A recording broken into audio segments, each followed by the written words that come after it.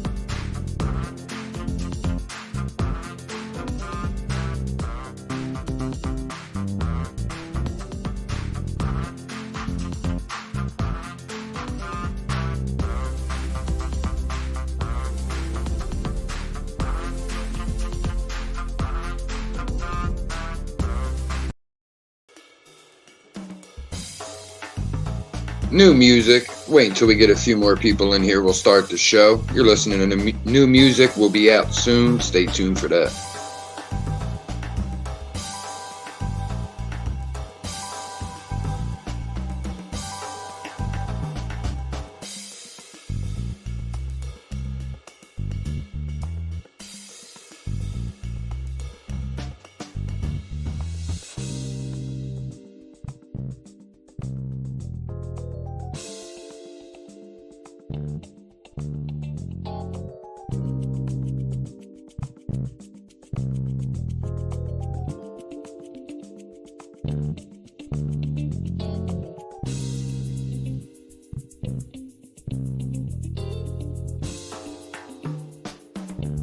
New music. Mayfield. DirtyKenzoproductions coming soon. Little sneak peek.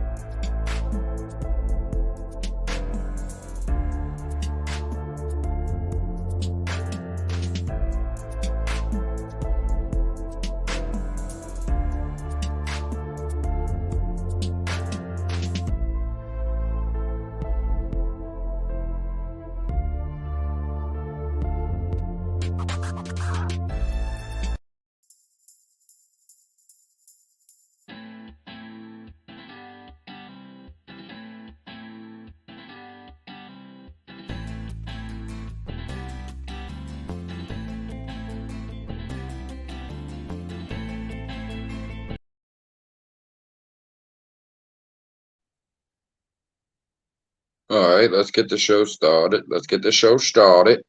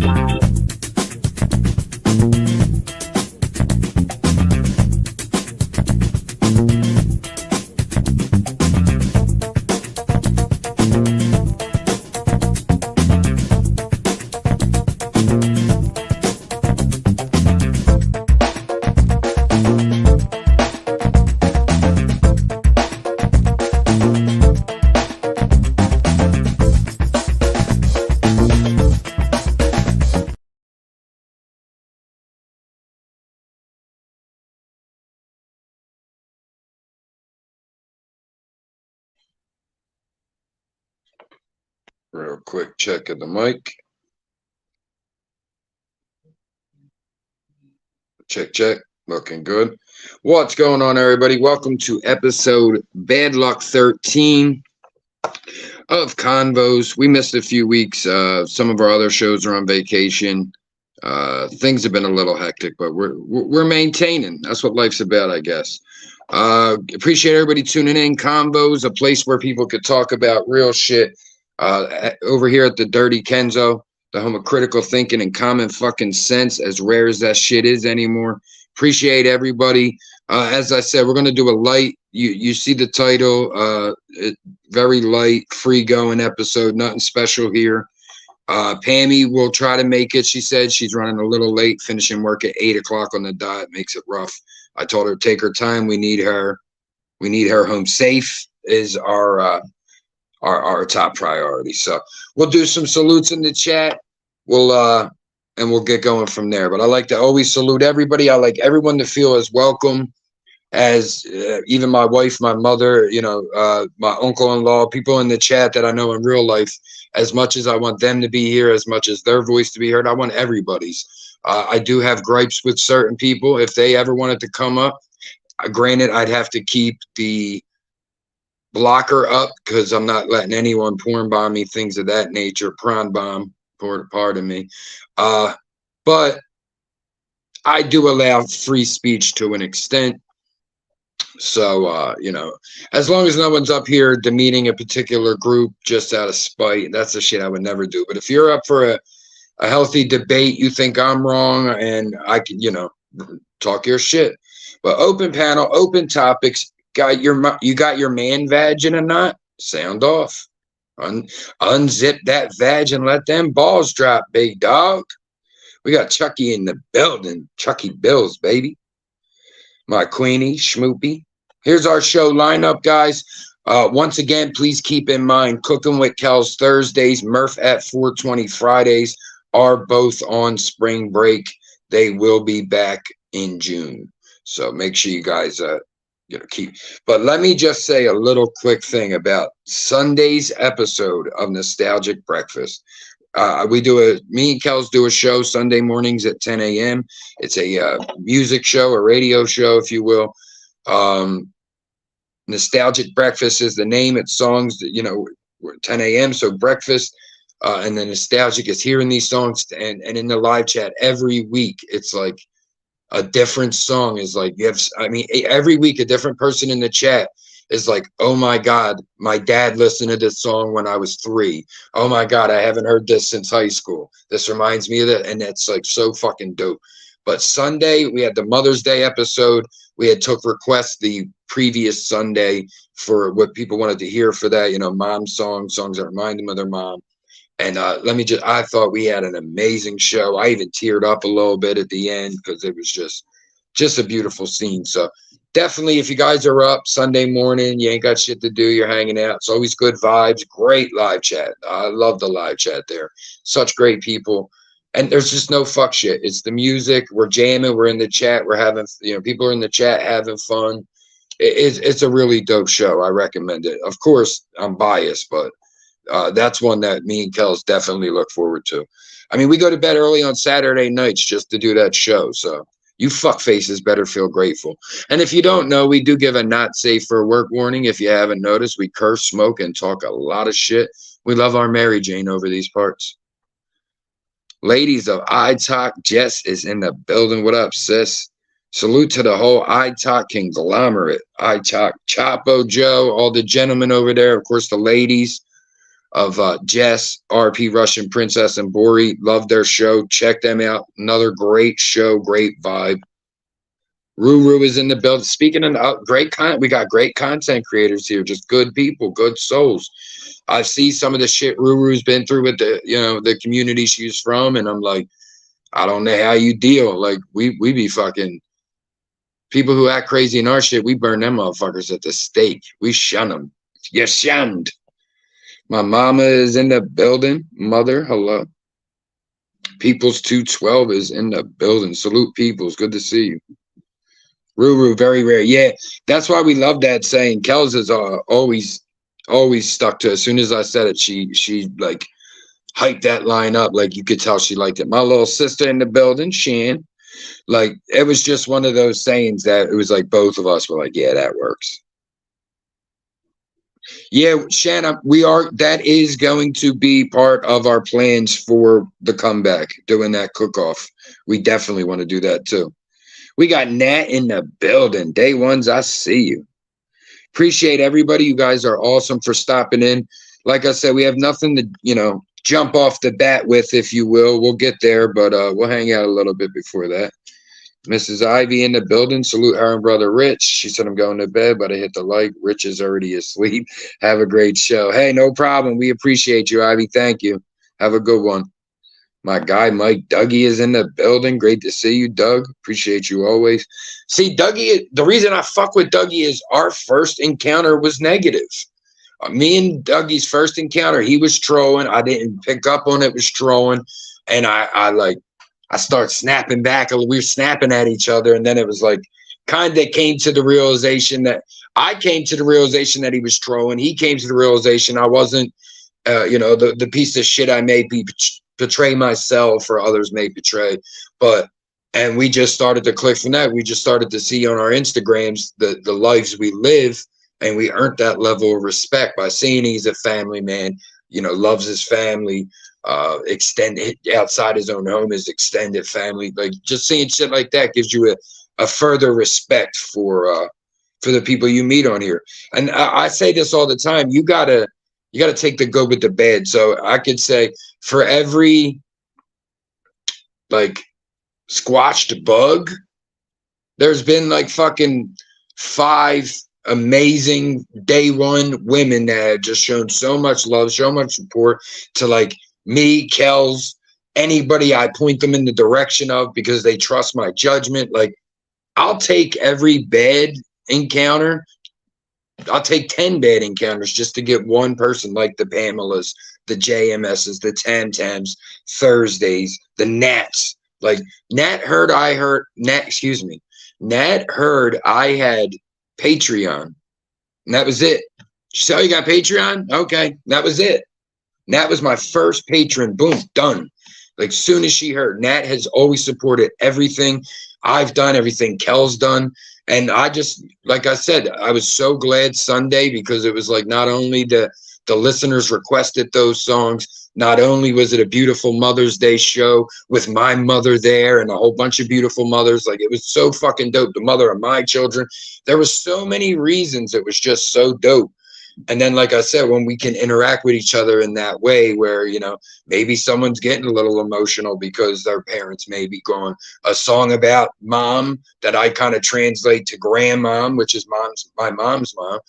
It got me choked up, as it always does. You know what I mean? So just having those experiences with each other is different. And you build relationships, camaraderie, and things like that. So. Nah, Dougie, we're good, bro. You're good. Look, I can't be mad at my own kind. He said, I'm a dumb stoner who used to watch Jerky Boys. I can't be mad at my own kind, Dougie. I can't be mad at my own kind. But yeah, that's, you know, like I said, I'll take fucking 10 bad experiences for the good people we have. We just have some great people in the community that, you know, even some we've had ups and downs, and it's always been a bounce back, you know. There was time that some of us didn't even speak, and now I feel like those, you know, online friendships are stronger than ever. Gen X Media, my guy, Street TB, great to see you, brother. Anybody in the chat, if you like hip hop, battle rap, anything hip hop, my guy, Street right here. Let me give you a little background. Gen X Media, my brother Street right here. That's where I found Old Head. Old Head Deuce. So everybody that loves Old Head, that's where I found Old Head. So Gen X, I call him Street or TB. That's my fucking guy. That's just a great brother there. I used to sit in his chats. He had a chat. It was him and a woman from New York City, and he's from Baltimore. And they would go on the live, man and woman, sugar and spice type of, you know, feel.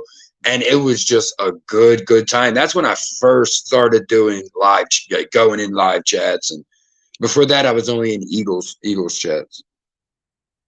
Tantam said, got your man vag in a knot? Yeah, Tantam, listen, if you got your man vag in a knot, you might want to sound off.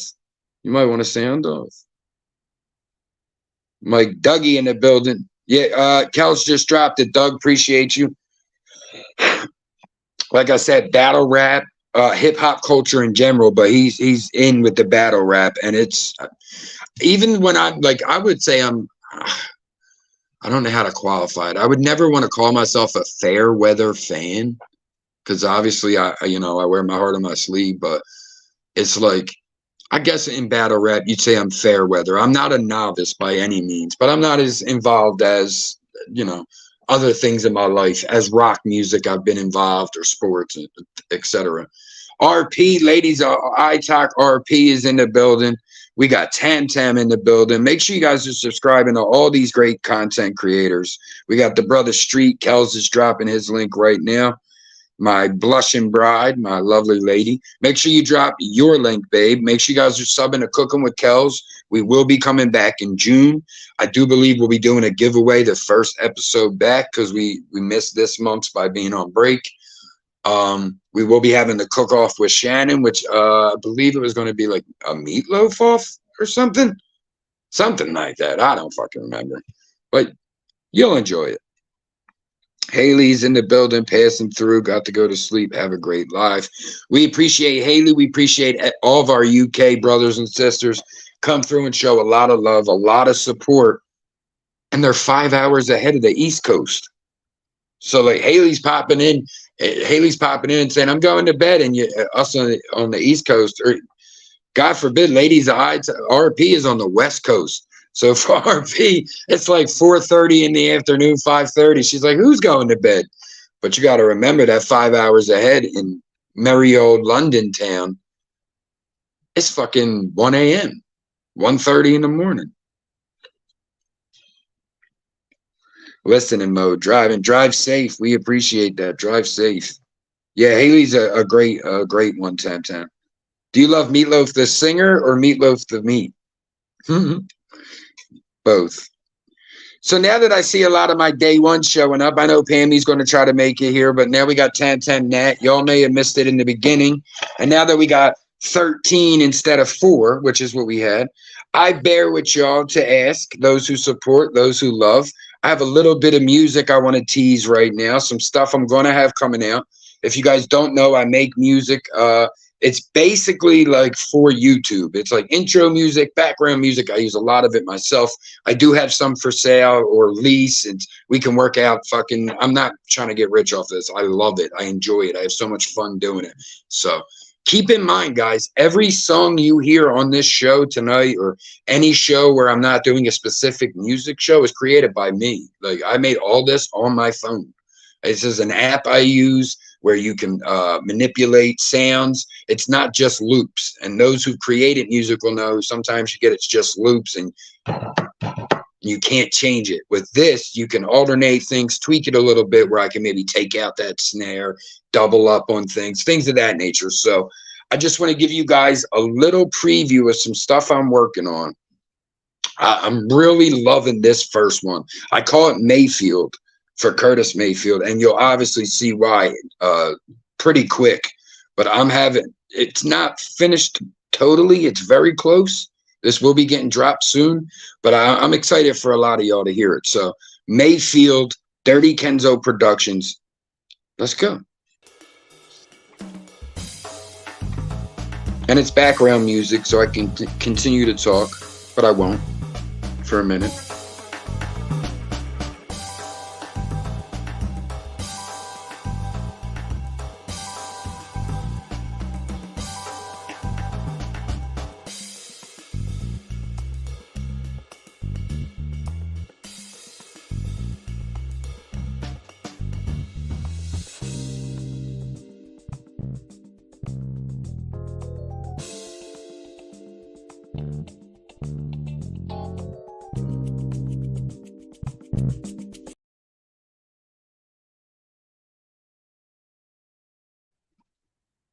Guys, we'll start that over in a second. I just realized how low the volume was. Let's give you guys a little hip hop just to pull away from it for a second. We'll come back. So I have what I qualify this as like a smooth, easy listening / jazz song. We got a rap song for you guys and a pop song. We'll go with the rap song. I'll go right back to Mayfield, and then we'll finish it with the pop song. So this one right here by Dirty Kenzo Production, guys, Only Me, right here on Convos. Enjoy.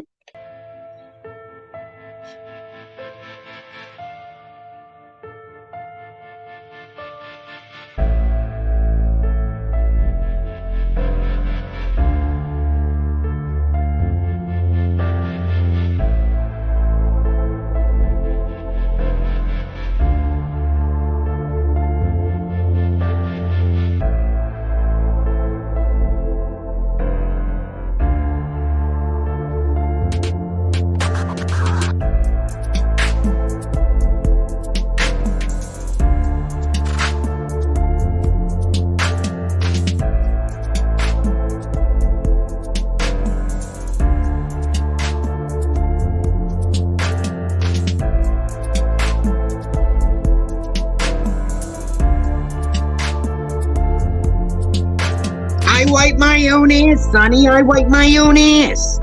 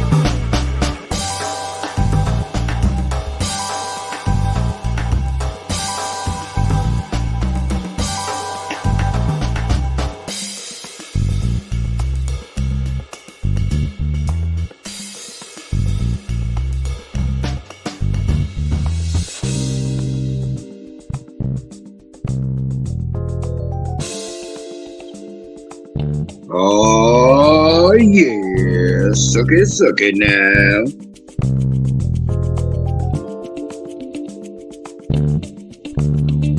Hey, this is Barry Really White. Very Caucasian. Oh, yeah. I'm gonna take Queen Carol to the closed down spaghetti warehouse. Let's go.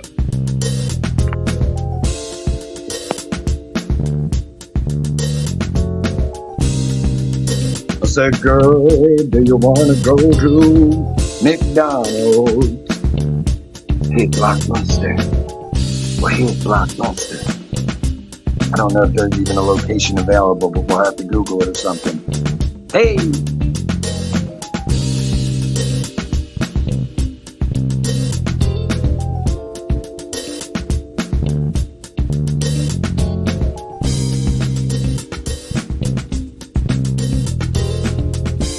Kage in the building.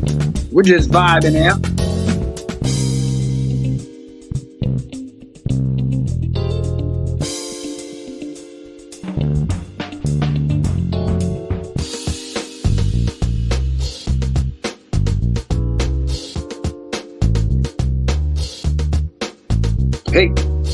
Hey. I asked her would she like to get an outfit from the Goodwill. She said I will.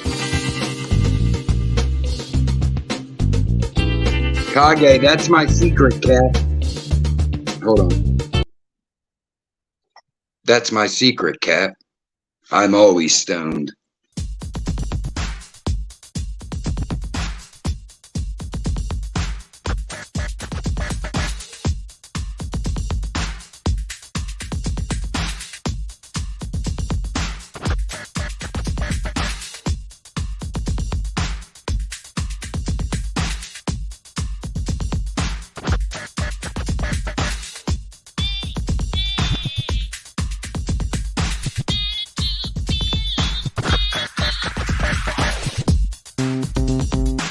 I made a pop song.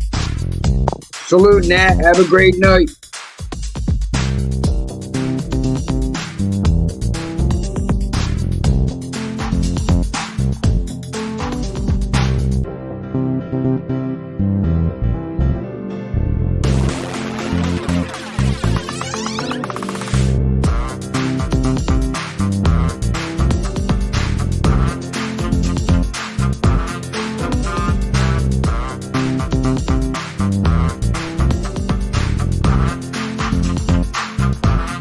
Appreciate you, Nat, always.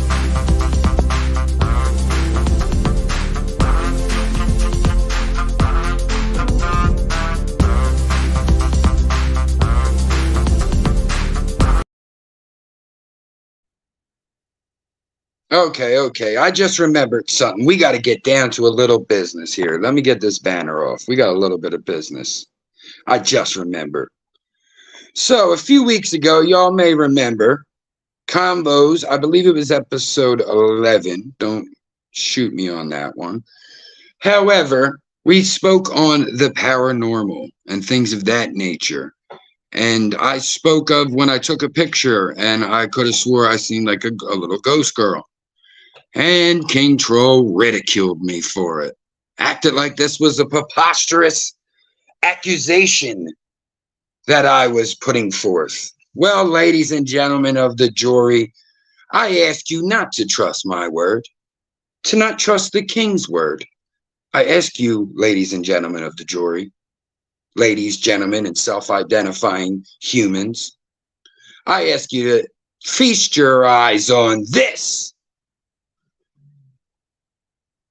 What do we have here? Hey, King Troll? Looks like a little ghost girl if I ever seen one. Thoughts, comments, questions? This is the little ghost girl, everybody. Do you see it? Do you see what I've circled? Kage, I don't want to hear that. This jury we need a clear-cut decision. Looks to me like a pink nightgown. A little bit of hair. You could determine what color. But look at the black mass behind her.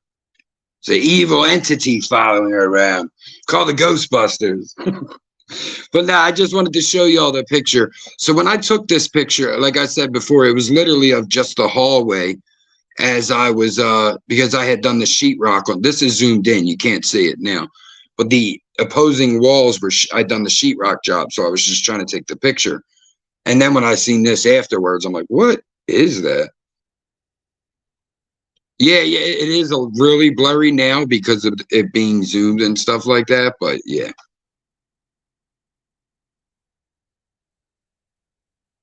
Yeah, you see that, Mom, in the door? The face and the look in the mask, guys, by the right corner. There's like a little blurry gray white mark that kind of looks like a face.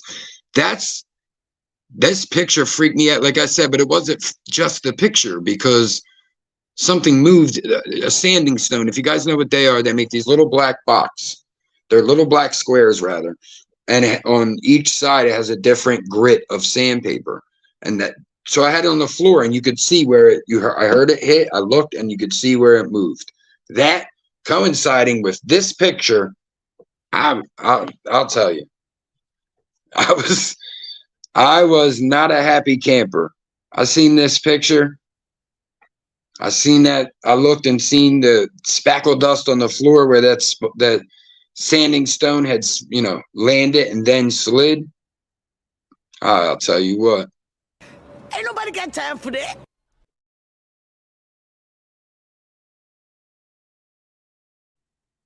She ain't lying. Ain't nobody got time for that. I tried to leave, but the ghost had a different idea. He's like, oh, you ain't got time for that. Today I got time, cuz.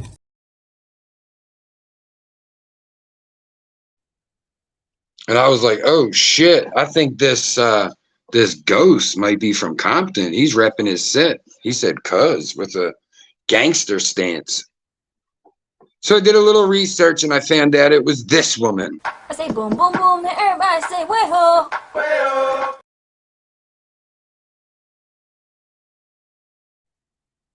I was just kidding there. I can't confirm nor deny that it was that woman.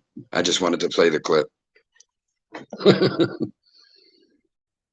Mom, I did too. I was so freaked the fuck out. I'm like, nah, not today, Satan. IRU, aka Jersey Red in the building. Salute, Honda. We just chilling, vibing out.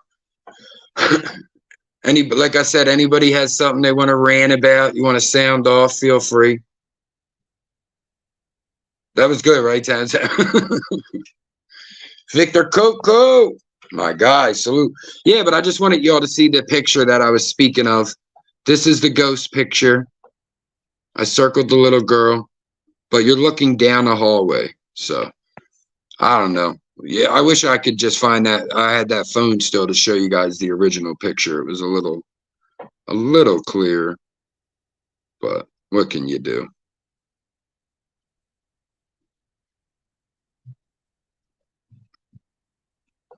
Hope everybody's having a good Tuesday night. We're just chilling.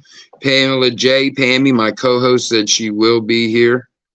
She's running a little late, getting done work at 8. She'll try to make it over. I told her, well, don't rush. Get here when she can. So let's say what everybody in the chat thought about that picture. I seen Kage's point. Vic LFM, my brother, is in the building. Lions and wolves. We usually kill each other, but not me, Vic, and Barnabas. Even though I would like to kill them sometimes. It's all about the lions and wolves, ladies and gentlemen. Oh, hold on.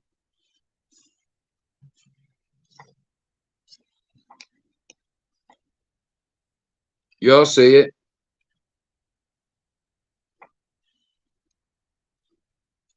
And I cut my hair, son.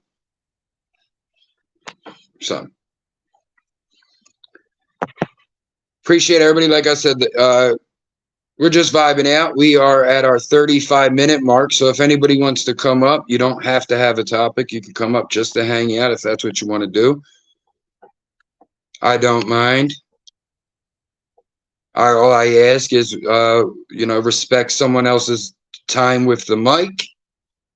And when Pamela comes, she rules everything.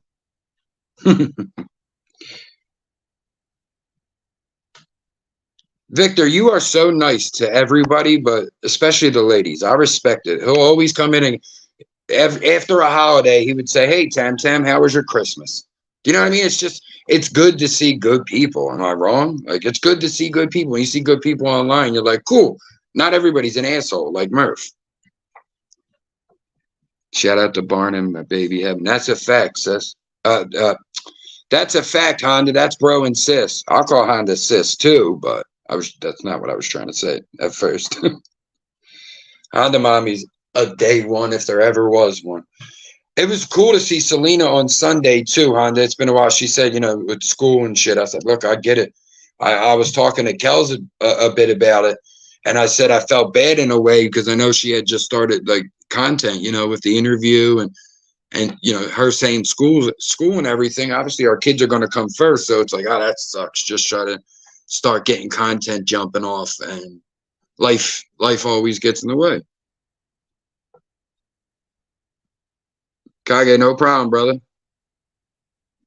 Anyone, like I said, anyone could come up. Anyone that feels like they'd like to. I don't mind. I just ask that you don't act insane. Kage? Is it connected? I hear you. I never know with this fucking StreamYard shit, and since you don't put people's icons up, I didn't actually realize I was connected. You're magic. Oh, I only put it up till I know who it is. Oh, I meant, yeah. Since I didn't see that, I didn't realize I had connected properly. No problem, no problem. Appreciate you coming up. Make sure you guys are subbing to Kage as well. He plays games, he drums, a couple things on his channel to definitely check out. Yeah. I know I don't need to worry about a link. I know at least 3 people with wrenches have that. Yeah. Coco Tam Tam, I have lidocaine patches. I put that on there, and it feels a lot better. It's still tender. I've never heard of that. I can't use menthol or capsaicin on my skin. I can't use like vapor rub. Is that what you're talking about? Yeah. The menthol and stuff like that bothers me, and so does like the other side of it, the stuff that comes from the peppers, the capsaicin for pain relief. Oh, okay. I have a topical allergy to both, so I use lidocaine. And then actually, I just ordered got a TENS unit overnighted because my doctor recommended I get a TENS unit because they did an MRI, EMG, cannot figure out what's going on with my nerves. But I tried that TENS unit in a couple of places for 20 minutes at a time, and it helps a little bit. Tam, that's funny. He flies airplanes with hookers and Coca-Cola. Hey, no. That is only when ODPR is around. Yeah, that's what I said. Salute to old Dusty. He can make a conversation go to a sentence like that. Oh, yeah, you were there. Yeah. But now it's gotten better during the day. Here's a crazy one. I have a skin allergy to weed. Really? Like when I used to bag up and shit in the summer, I'd have my shirt off, you know what I mean? And I'd sit there and bag up. I'm sitting there bagging up nickels, dimes, whatever. And if I would just even if I graze like my shoulder blade, like even if I had a little itch, you just graze it. You didn't even scratch it, just touch it. I would break out. I'd break out. Dude, we just got recreational legal here. And you know what's fucked is as soon as rec legalization hit, they ran out of everything and prices have shot up. We were buying eights for anywhere between like $20 to $30, at the lower but not too bad end. Like good solid mids. The day I went up to order something, I looked on the website. All they had was one strain. They had eights for $50 fucking. Wow. I happened to check at a time when someone must have canceled their order, and I picked up an eighth of Chem Driver for freaking $32 for an eighth. I was just getting ready to say though, that's the problem when it becomes rec, because like here in PA, we're only medical, but I'm seeing it happen. I'm seeing it happen already. The customer's house I'm working on, he has a card and he lives like across from the dispensary, and he'll go online and I'm looking on. He gets pens and shit, but I'm looking at flower prices, and it was like a quarter for $40, and it was like fucking 5-star rated by 200 people. They had like 29%. Like I'm like, yo, this is they're when they can do that, they can push black market out because it's hard for black Yeah, market to absolutely. touch those prices. Well, and on the other hand, we just got a new law that actually makes them put an expiry date of, I think, 6 months to a year on their containers, and they have to take them off the shelf after that. That's good. So That's they why can't it's keep their own good though, stock because it and gets the price- regulated. Yeah, it But gets since it- regulated. But because it's more regulated, the quality is actually better. And my dad went and got an ounce of they called it shake actually, and it was Yeah. basically just budlets though. It wasn't even shake. Clippings. Yeah, clippings they'll But it call it too. wasn't Yeah. even. It Yep. wasn't even clippings or shake. It was actual freaking popcorn buds, like tiny. Oh, but buds. okay. I know what you mean. And, Yeah, like but some he got pushes. that. He got an ounce of that for 115, and for being allegedly shake, Wow. that is some of the best shit that I've ever had. Yeah, shake is iffy. I tell people because I used to have a friend that was like, "Oh, I'll buy it every day," and I'm like, "But you're not grasping that there's like limited THC in the shake. Like it's pretty Right. much gone. It's pretty much gone by now. Like there's a Yeah, little bit. well, and then just sometimes I got some trim 3-4 weeks ago that was trim, like it was stems and sugar leaves and everything, right? But it blasted my ass every time I lit it up. That's it. That's all that really matters. And I have like a high tolerance, so like it's not that I have a low tolerance, so even trim and shake gets me, Yeah, and then regulations are crazy, but in a way, it's like it's hard for me because I consider myself like I'm not such a libertarian, but I do believe in like individual liberties and things like that. Like I'm very Right. strong. Here's the easiest way. I'm very big on the government not being involved in me. Like I don't Right. want them involved in my life or yours. I think Yeah. that's not their job.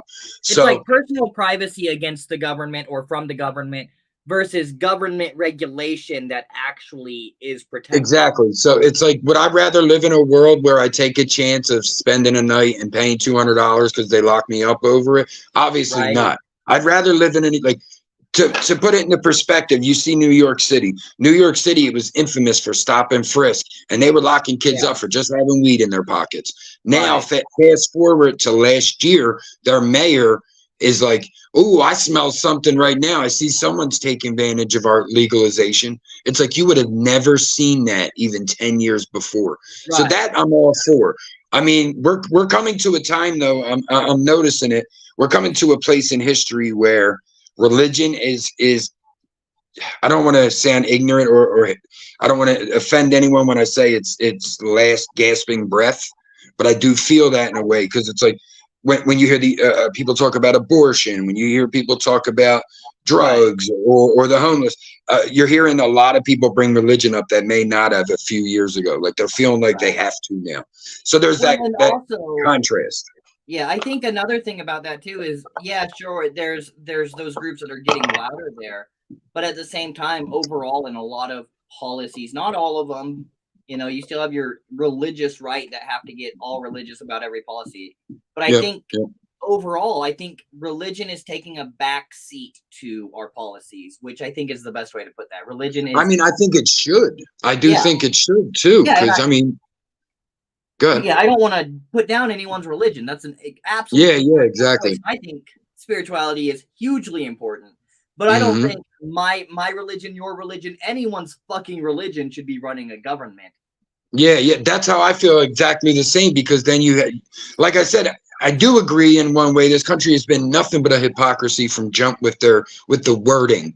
It's freedom of religion. We're a Christian country. Land of the free, owning slaves. So there's always been these hypocrisies. But when we say this is a land of freedom of religion, then how can you call it a Christian country? When we say God, who's God? Yeah. Like this is a melting pot. Part of that is intentional because really when we said freedom from, we meant realistically freedom from the parts of those things that we don't like. Freedom from religion meant freedom to be Protestant rather than persecution. Catholic, but nothing. Yeah, persecution. And then the whole slavery thing. Yeah, we had freedom from the parts of that stuff. We worked really quickly for freedom away from white slaves. The white man couldn't be enslaved, but that's all that affected us, so we didn't care. So that's what it was. You had some abolitionists, but that's what a lot of people would ride out a system that benefited them. you know? Well, and a lot of our laws, initial laws about slavery when the country was first founded, were about not enslaving white men Yeah, specifically. dumb shit. That's what I'm saying. But then they want to get into the wording, and then all of a sudden a black man's not a person. They have to call him 3/5 of a man just to be able to pull the shit off. So that's what I'm saying. It's always a little sneaky line drop. Do you know what I'm saying? It's like we wrote all. They realized in let's say 1799, you know, 20 years, let's say 20 years after they, you know, signed it, and it's like they realized then they're like, fuck, we wrote all men were created equal, but this, all right, now we got to say they're not complete men. It's like, what kind of asinine shit is that? Right. Exactly. Like, and it was written, it's always been written in a way to be undermined by itself. Exactly. And that's how our laws are still written. And I think that's what a lot of the problem is. But then again, like I said, I feel like a lot of people want to put religion into these places. And it's, you know, this is a country that was freedom of religion because of the persecution that had happened throughout history. Right. Well, that's why they say this is an idea, not a country. Right. One of the coolest things that I think has been done was actually by the official Church of Satan. You know, the Levian founded church. And because their whole thing is like actual freedom from religion. Actually, we don't want your religion. So, there's a lot of misconceptions. I've like, for me, like I can't look at a Satanist any different in my mind than a Jew, than a Christian, than a Muslim. Right. It's just another religion. I want so, like in my life, for Murph, for me, I want so much freedom that I don't even want a God above me. I understand there'll be forces.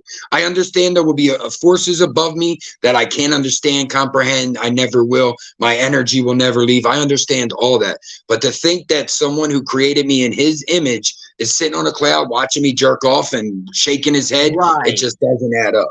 Well, and it's like that higher power may not even necessarily be a sentient being, but just the idea of the consequences you leave on this planet when you're gone. I mean, there's so many forms of higher thought that have nothing to do with any God, but are just about responsibility and you know, thinking about the legacy that we leave. And I think I was just getting ready to say that.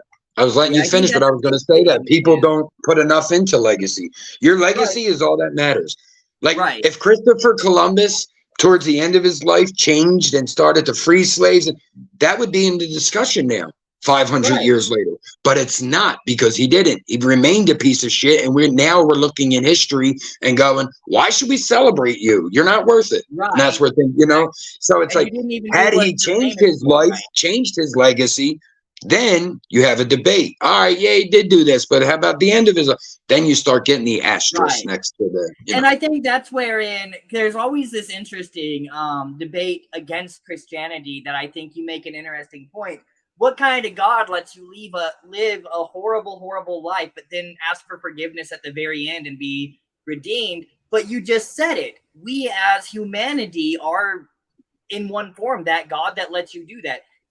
All he had done, if he had changed at the end and done different and done better and left a better legacy, we would have remembered that. And all in all, it makes at least the debate. Yeah, it makes, at the very least, it makes the debate where you got to go, all right. And that's what we, like, prime example, great example to our point here, Abraham Lincoln. Because it's like Abraham Lincoln, everyone knows Emancipation Proclamation. He's associated with freeing the slaves. Everyone knows that. But then they started to dig into the other stuff, and it's like, they heard that he said, if I could save the Union without ending slavery, I would. And if I could save it with ending it, I would. So, you know, honestly, I do have a little bit of a problem. I do have a little bit of a problem with going that far back in history. Like, I don't know. I don't think we should be canceling like the people who made the country necessarily, as much as we should be focusing on like the assholes that are still alive. Well, and but we got a great guest coming up, King Tro. Oh man. I think even with him saying that, though, it sets a realistic foundation for the way things should be. Because what he really said, if you dig into that, is regardless of the policy, I was going to fight for whatever the people would fight for, and that's what I was going to push for. And that, fortunately, was abolishment of slavery. But he was going to do what the people wanted to get the most people fighting for the common goal as possible. And stand for it, stand against it. If the most people are fighting for the most common goal, you're doing at least 50% right, you know? Yeah, fair. What's up, KT? How you feeling? I'm good. I'm good. What's going on? What y'all talk about, man? Right, right there, we were talking about just more of the fucking bullshit hypocrisy the country was built on. Like I compared it to some things I have spoken on before. We were talking a little bit about like it started a little bit with like government regulation. We were talking a little bit about legalization, and I was saying I did want to. I'm glad you came up because now I can segue into this question I could ask both of y'all. Oregon, Washington, these two states may become fully recreational with all drugs. How would y'all feel about a national decriminalization of all drugs? I'll let KT go first since he just popped up. Well, I don't, you know, I'm all for people, you know, being free to do what they want to do. So listen, it is what it is, man. That's exactly how I feel about it. I'm like, listen, because I know there's scare tactics. You see them every day. People go, oh my God, there's going to be, like, people are doing this already. That's the part that always drives me crazy. Like, we've been in the war on drugs for 40 years. Drugs won. You know what I mean? And it's like, these systems also don't work if the city isn't backing it. So we can't just say, all right, all drugs are legal and then just step back. That's not going to work. We need to be able to you have to regulate and that's where it starts getting sticky and pause. And that's where our conversation was going, where at what point do we want to compromise our safety for that regulation? Well, like I was going to say, if we legalize everything, the government can regulate it. You can know you're getting heroin instead of fentanyl. You know what I mean? Things of that nature. As long as it comes with education. That's right. But then that's also the main what thing. The government doesn't want to have to do is exactly that: regulate everything. And I'll get to my actual opinion too. But Kenzo, you're right. But they would have to regulate everything individually, which means having individual laws for what qualifies as intoxication, whatever ages and reasonings for every single thing they can think of, and they would still miss something, and they don't want to do that much work. I get it. As for my opinion on the question, you know, obviously prohibition doesn't work, but there's also the part of me that's like, if I ever have kids, does decriminalization make it so much easier for them to get into drugs that they ultimately would regret getting into, regardless of it's your own choice or whatever, right? Yeah, but the first drug to contrast, I'll let you finish, but the first drug we do, they say weed's the gateway drug, but beer is the gateway drug. That's decriminalized now. Are our kids drunk, falling all over? They may have been in the 60s. Today, it's still restricted and regulated. Right. But I live in a small town in Missouri, and there's almost nobody that didn't have some kind of alcohol fairly, somewhat regularly before they turned 18. Whatever. But do they abuse it? So yeah, I'm not a beer fan. That's the question, and then real alcohol. But King Troll, to that point, do we feel like people abuse things now in this system? I tell you this. Ever since they legalized marijuana, I smoke less. Yeah, I know you have, but do you think more people in New York City are now smoking? Like, do you think more people are picking it up because it's legal? Yes. I think maybe they'll try it, but I don't think they'll stick with it. I could agree with that because I know plenty of people that's what 420 was invented for. It's for the people who don't smoke, and that's the one day a year you do. I personally know 3 people that started smoking because of at least medical legalization and doctor recommendation, and at least 4 others that started smoking again for the same reasons. Mrs. Bobby, salute. Forever. See, I think King Troll just made the best point. Like, first off, if I'm president, and I'm rolling out this plan, education is the forefront. Because I feel like that's a huge problem. Like, one, we're undereducated. People didn't realize lean was a kind of like heroin until like Wheezy had a stroke and Meek Mill started saying, yo, you're drinking dope. Then people started realizing what lean was. So we're so uneducated. excuse me, undereducated. And then, of course, we're uneducated. A lot of people don't know nothing about drugs unless they experience it. You need people who've done it more than once. Like for myself, I've been in these addiction communities, but I've never been carried away with any drug. I've done a lot of them. I never did dope, never did crack. You know what I mean? But it's like, I never got carried away. If I did coke, it was because we were partying. It's not an everyday habit. It's like acid one day, you know. Crack started out when crack started out, people like was smoking it like weed. They didn't know the effects of it. Crack's ancient, literally. But see, it's not so ancient though. It's not so ancient up here. Kage, it's not so ancient up here, bro. People still smoke crack in the inner cities. Right. No, I mean ancient as in, really, I just mean cocaine, the coca plant. But I meant ancient as I understand what you mean. It was way more relevant in the 70s and 80s. When it first I meant like literally back in the BC times, though, there's evidence that people were doing cocaine. Oh, shit. Like literally, that is an ancient drug. When crack first came out, people was smoking it like young kids was smoking it like weed. They didn't know they was going to get addicted and all of that because it was no education on it. Now, see, I thought crack came along because so many people were freebasing. That I don't know much about. No, but what I'm telling you, any drug that first come out, the teenagers and all of that, those are the impressionable minds. The impressionable minds jump on it. See, and that is the fear you'll have. But do we honestly believe? Now, again, like let's put in the front of our brain here that we're talking education is paramount from the parent, from the community, from the nation. You know, so. Do we think everybody's kid would run to the street tomorrow to become a heroin addict if enough kids that do not have parents that allow them to be invested in that education to know what not to do absolutely would, and that's enough kids too many. That's honestly such a good point, though. That is a good point. There's so many people.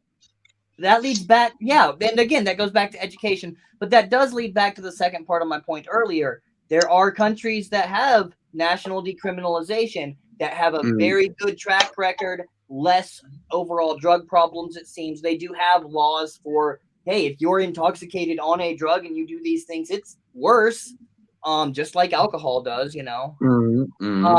But then also speaking on education, that's exactly part of the thing is like, I don't think we're educated enough to pull that off as a country. I've got my own personal anecdote where, like, I have at least once smoked something that I can't actually be sure I have any idea if it is what I was told what you thought it was. Yeah, I don't know if it was opiate, methamphetamine, or actually just fucking weed concentrate, just THC wax, right? Yeah. It's easy to manipulate. And I think drug use is different from because my drug parents abuse. sheltered me from knowing shit about that. Say that again, King Troll. Drug use is different from drug abuse. Like that's people, a fact. Some people have some people abuse things, whether it's sweets, it could be drugs, it could sex. Be sex. You're supposed to do everything in moderation. Some people can smoke weed and never smoke it again until they doing it for a celebrate. Like me with drinking, I don't really drink like that unless it's for a cause. You know what I'm saying? I don't need to drink. Well, or like, see, I think weed's a good thing with that point. Calling it a gateway drug, it's like, do you know how many people I know that have never done anything but weed? Right. Well, or like I have plenty of friends. There was a week of my life that like every day for that week I smoked meth with my friend's wife while he was at work, and by the end of the week I was like, I don't care. I'm not interested. I sat and played Diablo 3 for 8 hours every day because that's what our plans were anyway. I was just way more focused and into it, but I think I'd be going insane after that. You know, do what? I think I'd be going like clinically insane after a week. I had a friend who sniffed coke and smoked wet for a week, and when I tried, my mom's like, his dad died. Go get him and bring him to this wedding. Let's get him out the house. I go to pick him up. I'm like, yo, come to my cousin's wedding. Eat, drink, be merry. He's like, I can't eat. Like, I'm like, whoa. I was like, yo, I stopped hanging out with them. Everything. It freaked me the fuck out, man. Some people got addictive behavior. 3 or 4 times, you know. Yeah. Enough to be like, I'm not interested, really. That's what it is, KT. People don't understand addiction. Yeah, addictive. People don't understand addiction enough. Yeah, some people just got addictive personalities. And Kage made a great point. of it. We could say, "Oh, this is great," because like he's in Missouri. He said so. He's still East Coast. KT New York, me PA. KT New York and PA. We're all East Coast. We're all East Coast, and we have our education. But what happens to the kid in the middle of fucking Nebraska? Is he getting this information? No. That's why you see fucking racists still out there, because they have nothing around them to experience anything or anybody, and they just listen to everything they're told. Listen. Southern we creatures of habit. Exactly the same way. Facts. Southern Missouri is exactly the same. I'm fortunate to live close to Kansas City, which is a real culture hub. But even, you've heard about riots and problems with race in Kansas City and stuff, even obviously too. But Southern Missouri down Springfield way and shit, it is the racist gang territory. White hillbilly Blumpkin, Well, that you're seeing, I see some of that. Not in the town I'm in, but I've heard about it in, towns a little bit away, because you're starting to see an influx of Black Puerto Rican moving to these little small white towns. Right. Some people embrace it full-heartedly. It's not a problem. They understand, it's people and life moves on. Other people, it's like existential crisis, trying to ruin people's lives. It's like, bro, it's 2023. Like, you're embarrassing your children at this point. That's indoctrination. Like, if you know the history of this country, a lot of people who we call white now was not accepted as white in the 1700s. 100 years ago. Well, and the other thing besides race in like rural areas is gender nowadays. Gender politics.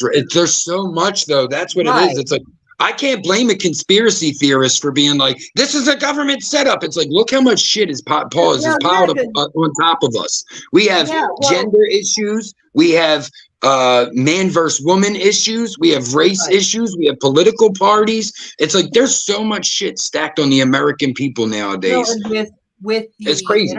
With the internet getting larger and larger, essentially, like, there's so many things like gender issues, the whole thing about gender politics and transgender issues and stuff. We didn't talk about much because we didn't think about much as a society, but then more people got together to make that a louder voice. And, we weren't aware, and we are now. And it's weird in rural areas that are close to the city, right? Because I live in a small town of about like 12,000 people. But then there's like 500 to 1,000 people towns nearby. And I'm non-binary, and I'm very feminine when I go out. So I go out looking all pretty, but I got my goatee and shit, and I go out into these small towns and go get lunch or something, whatever, right? And because we're close to Kansas City, they're more aware. They're not dicks or anything. So they're like extra polite and extra just, what can we do for you? How can we help you? We hope you're happy here. Are you having a good time? Is everything all right? They're like going extra. And it's condescending in a way. It's condescending in one way, but on the same aspect, it's like, what's the other? I'd rather you be condescending than hateful. Well, no, that's what I was saying. Like, I don't see it as condescending. I think it's kind of funny, but I'm okay with it because exactly, I would much rather be sure you're definitely singling me out because of who I am, but you're doing it in a manner that is uncomfortable, but you're viewing as positive. You're trying to be good. That's more the hypocrisy of this country, bro. Think of it. It's like the same people who will gay bash, the same KKK members, the same people in Charlotte with torches. They're the same people that would call themselves a real American. And it's like, at the end of the day, a real American doesn't give a fuck what anybody else is doing. Like, you know what I mean? You identify that way. You're that race. Do you live your life? That's a real American individual freedom. So you got to remember that freedom and all of that. Like I said, my people fought for that freedom. That's not what America was built on. America used to be segregated, and you got to remember, men are the one who went to war and did certain things. So that's why when you get married, the woman takes the man's name and things. So it was different back then. It's different now because we marched for civil rights and freedom and things of that nature. But that's not America to these people. You feel what I'm saying? Right. Yeah, America to them is their community, their cul-de-sac. Right. And that's a really good point. Like, and not to say that anyone's plights are comparable, But I think that's a huge thing about more people being able to share their voices too with the internet and stuff. About well, I mean, the internet has changed everything. Right. For the good and the bad. I mean, we're the most self-centered in history. You got to, humans are self-centered, bro. Think like as a group, we're self-centered. Like for us to think we're the smartest ever, like this is the worst. I've seen people say that Trump was the worst president. So there's fucking 50 of them. Yeah. Like I'm pretty sure there was a worse one back in the day. Like people are so ignorant to say right now is the most dangerous time. And it's like, if you were alive in 1990, you're disrespecting the truth. Right. Because that's real personal experience. People died in the 90s for the crack epidemic, for the race riots. There was so much shit. People, the civil rights movement was not. I don't even think that's 100 years old. No, not yet. Not yet. I think it's before civil 59. Rights.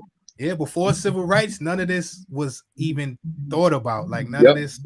You know, the country went a certain type of way, so we still in the infant stages of. Yeah, that's a fair point. That's a fair point. Going on. Like we're only 300 years old, bro. Like 350. Like Rome is thought. Egypt is thought to be popular. You know, with people in it for what 3,000, 4,000 years. England, there's history to go back. Like this family goes back fucking 1,000 years. We're only 300 years old. 350. Right. Right. Like KT said, how long have these battles went? Like he said, the civil rights movement, that was our grandparents, like our parents were kids. Right. Yeah. You know, we're not that far separated. My mom was born in 1964. Kennedy died in 63. Fucking King died in 68. What was she, 4? Like our parents grew up during that time. 59 is when it started. We're still learning the lessons we needed to learn. And we're still like specifically, there are still almost every day, it seems like Black Lives Matter marches. If that issue had been solved, then we wouldn't still be needing that. Yep. And you know, 3 years of protesting. It's like let's start making some systematic changes here. Like all 50 states protested. People around the world protested. Like got to start making some change. That's what it is. It's like then again, like I always go back to. I start to sympathize with a fucking conspiracy theorist because it's like, okay, George Floyd died in 2019, 2020. It is 2023. Has anyone seen a major change in any policy other than taking away abortion? Have we seen anything? Nothing. Yeah. They gave us a little bit of money and took it back. That's it. Yeah. Under Trump and Biden, that's all that's been accomplished. They took away the national right of abortion, made it up to the states. Yeah. But you know right away there's states that will not abide by that. Exactly what we're speaking on. Not everyone's educated on all these topics. So as soon as a Christian or some of these other devout religions hear abortion, it's like, nope, that's God's creation. Once it comes out your dick and goes in there, that's it, done. And you got to remember, it was a separation between church and state. There's supposed to be. So like I'm all with that, because if you live in somewhere where you don't agree with how it's going, you can always move to some place where you're where you would like-minded people. Oh, but you really can you though? I hate where I live. I would love to move, but it's absolutely impossible for me to move, and there's not really anything I can do about it. Yeah, well, that's financially, it's crazy that finance is the hardest part of trying to do that. Yeah, I live in a house that my dad owns, and my dad has abused me in various ways since I was a child. Yeah. There's just not a way out of it, you know. Wow. And I'm seeing a therapist and stuff. They're like, there's nothing we can think of that can help you. There's nothing we can point you to. Wow. I get it. Like Utah is a Mormon state. Harp on that, but like people, just because that's a thing that I hear that I'm like, or when it's the same when managers and people hiring are like, nobody wants to work. It's like, it's not as easy as that. It's not as easy as getting. It's true. That's a fair point. And I say this all the time when, like in Philly, there's tons of, and this happens in many states. There's homeless encampments, and then you'll see people go get a fucking job, and it's like, what do I write on the resume? 1, 2, 3, the fucking park. Like, not even that. How do you expect a homeless person to get a job? I bet you there's plenty of homeless people that want to work. The problem is they go, nobody wants to work. And it's like, no, you have a specific idea of what your employees should be. And times have changed. Exactly. That's why people quit their jobs in masses over the last 3 years. You know, people are like, life is too short. I get it. You know, I come from the hood and all of that, but you know, some people, you know, may not can get out the hood, but some people can if they change their spending habits. And but you know, it's not all about. I'm bebopping. I'll come right back up. All right, some people want to buy the most expensive clothes, or they try to keep up with the Joneses and things of that nature. Like, you know, if you're really trying to get out of somewhere, some people can't, but most people can. Exactly, but that's the important thing I think that we as a society need to remember, though, is because we have this mentality of like, it's on you to pull yourself up by the bootstraps. But I've never met someone that can actually grab the straps of their boots and pick themselves up off the fucking ground, because it doesn't work. And like, it's great. I absolutely love it when I hear any story about like someone found the opportunity to get out of the shit situation and they grabbed it but then like, again, not harping on just myself, because I know so many people that are in so many worse than me, even, that they just can't escape because it's not in their control. And it's like, there, as a society, there's nothing we do for that. We do things that almost band-aid, but not really. And then like just say, oh, we did something, you're better now do the rest yourself. And that's like, okay, cool. I needed surgery, and you like started to cut me open, and then you said I can just finish it myself. Yeah, but I hear like you hear stories about people who go to Hollywood to try to go become famous, and they don't have nothing. They just go out there, and some of them make it, some of them amazing, don't. But literally, like, how many people can do that? You know, many people tried. You know, some of them don't make it, but they still out of the place where they came. Like, they lived in a small town. They wanted to move to Hollywood. They probably doing bad in Hollywood, but they still got out of where they was. Bro, people come to Kensington because they hear about the drugs. Like, people get stuck in Kensington. If they live, let's say someone lives in Delaware or Delaware County, which is like, you know, it's closer to PA than Delaware. If they lived in Delaware County and, you know, they were taking oxys or even doing heroin, people would hear about what Kensington, the open market, like crazy down there, and people would go and get stuck down there. I know people that left jobs making fucking $1,500 a week. Wife just got married, just had a kid, you know, wife, kid, dog, beautiful apartment, whatever fucking he wanted, and threw it all away to be homeless heroin addict. Wow. That's the problem, though. The problem is, why the fuck? We have 360 million people in this country. So let's do a little math. 360, we'll say 60, the 60 are kids. We'll take them out. Now we're down to 3. We'll say out of that 3, they say we're pretty much 50-50 nowadays. So we'll cut it to 150. That's men, 150 million men, 150 million women, 300 million people. Why are so many of us fucked up, unhappy with life? Sad, melancholy, depression, whatever the fuck name you want to put on it. Why are so many people damaged? Why is there no relief for that damage? Like, in what world do we live that someone says, our whole life you're told, family, wife, kids, dog, apartment, car, job, you're living the life. And someone said, fuck that. I'd rather live in a tent and do drugs, and my only worries are crack and heroin. That's like, you have to be hurt somewhere for that to even be your mind frame. Well, some people, where's the relief? Like you said, you know, people should be free to do what they want. Maybe that's what they want to do. For sure. No, I totally, Thursday salute. I totally give him his freedom. I speak from the heart because it's my cousin. But, you know, for the individuals in Kensington, you know, I'm from there. When I was a kid, I was an asshole. I can't lie. I fucking chased bums and hookers when I was a little kid. It's what we grew up in. But I feel like the things I've done as a man kind of paid back that karma a little bit, but it's like, that's why I couldn't look down on people. And I know people, I grew up where I'd have a good friend and, let's go to your house. I got to take a piss. You live closer. We can't go to my house. And they're embarrassed. Why? Because their dad's a drunk who's beating up their mom. Their mom might be in the kitchen smoking crack. Like, do you know what I mean? And it's like, I came from a life where it's like, even if my parents partied, I didn't see it. Only thing I knew my parents did was weed. I knew my dad smoked weed my whole life. That's it. So if they were partying, I never seen it. But I had friends where their parents didn't have that same level of couth. They didn't give a fuck. My fucking I was 12. My 2 friends, their mom and dad's fighting. The mom's unconscious on the floor. He says she's faking and kicks her right in the face. And that's the tricky part about, you know, for being for freedom and people I think he should be. For people doing what they want to do and being free to do what they want to do, as long as it's not hurting somebody else.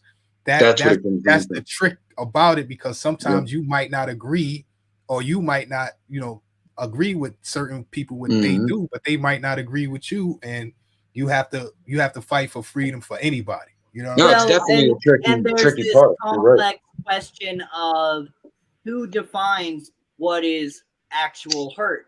Because, Murph talking about, people kicking in the face, or I only caught half of that. Sorry, I was also reading chat. Oh, I said the dad kicked the mom. Okay, yeah, the dad kicked the mom. Yeah, saying she was faking a seizure. Is that what you said? No, she was like, she was either drunk unconscious, or maybe he hit her before we got there.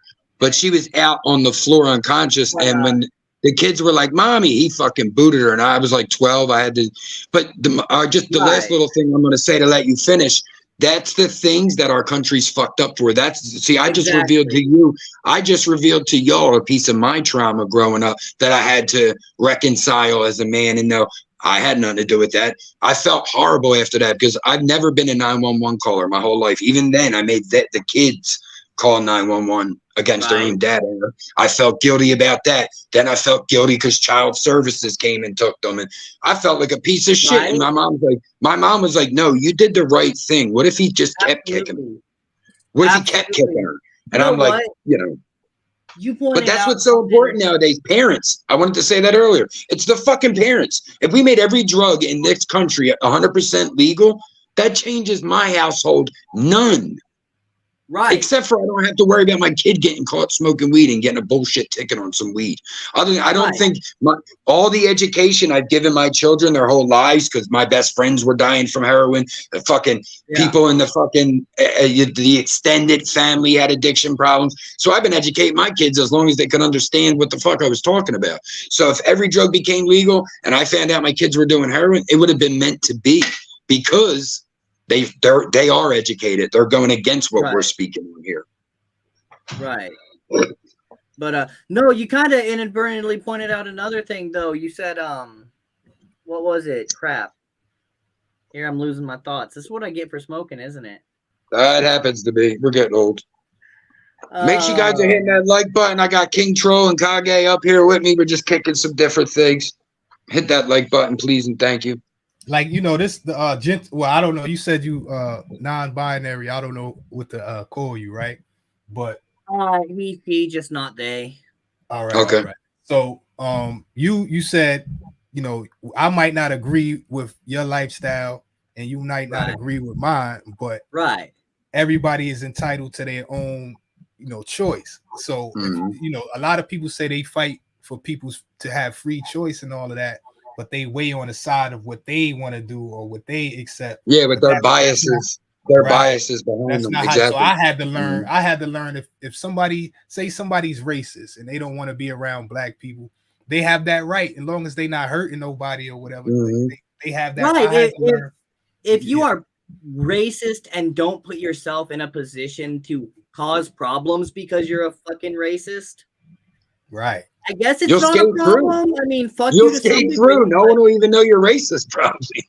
Yeah, you won't be around. Yeah, because you ain't gonna be around those people that you don't want to be around. Right. Exactly. See, I like what Honda said right here. This is how I feel, Honda. I don't want to be around anybody. and nobody want to be around her. Another point to that too, though, is like when it really comes down to it, like going back to Satanism as founded by Anton LaVey, realistically it can be as simple to an extent, and not quite this simple, but like, I don't care what you do, and if you feel like I've given you a reason to punch me in the face, that's fine. You can choose to do that. But as soon as you do that, you've also given me a reason to beat the living shit out of you. Yeah, I can hit you back. Exactly. Whatever reason when you brought that up earlier, I kind of only gave you a half a point. But when you brought up when you brought up the Church of Satan and everything earlier, like I said, I look at someone in that boat the same way as any other religion, because they're just following a set of principles that they believe they're higher. Now, for me, if you were like, all right, Murph, so you support them doing it, would you do it? And it's like, nah, it's not for me. Well, you know what I mean? It's it's not for me. But I suppose if someone, for me, we thrive not only as Americans, not only as humans. I think we thrive sometimes in our differences. Make my day. You know what I think it is? I think it's the name Satanism, like what's attached to where the word Satan, and we know it as. I won't like it. You know what I'm saying? It seems like it's evil. You see what I'm saying? Right. So, but I think it's more of the name Satan, like, you know, they took it's that because they wanted to be not Christian and make a point of that. Right. They're like, hey, we just don't stand for what this is because we believe against the idea of a spiritual God.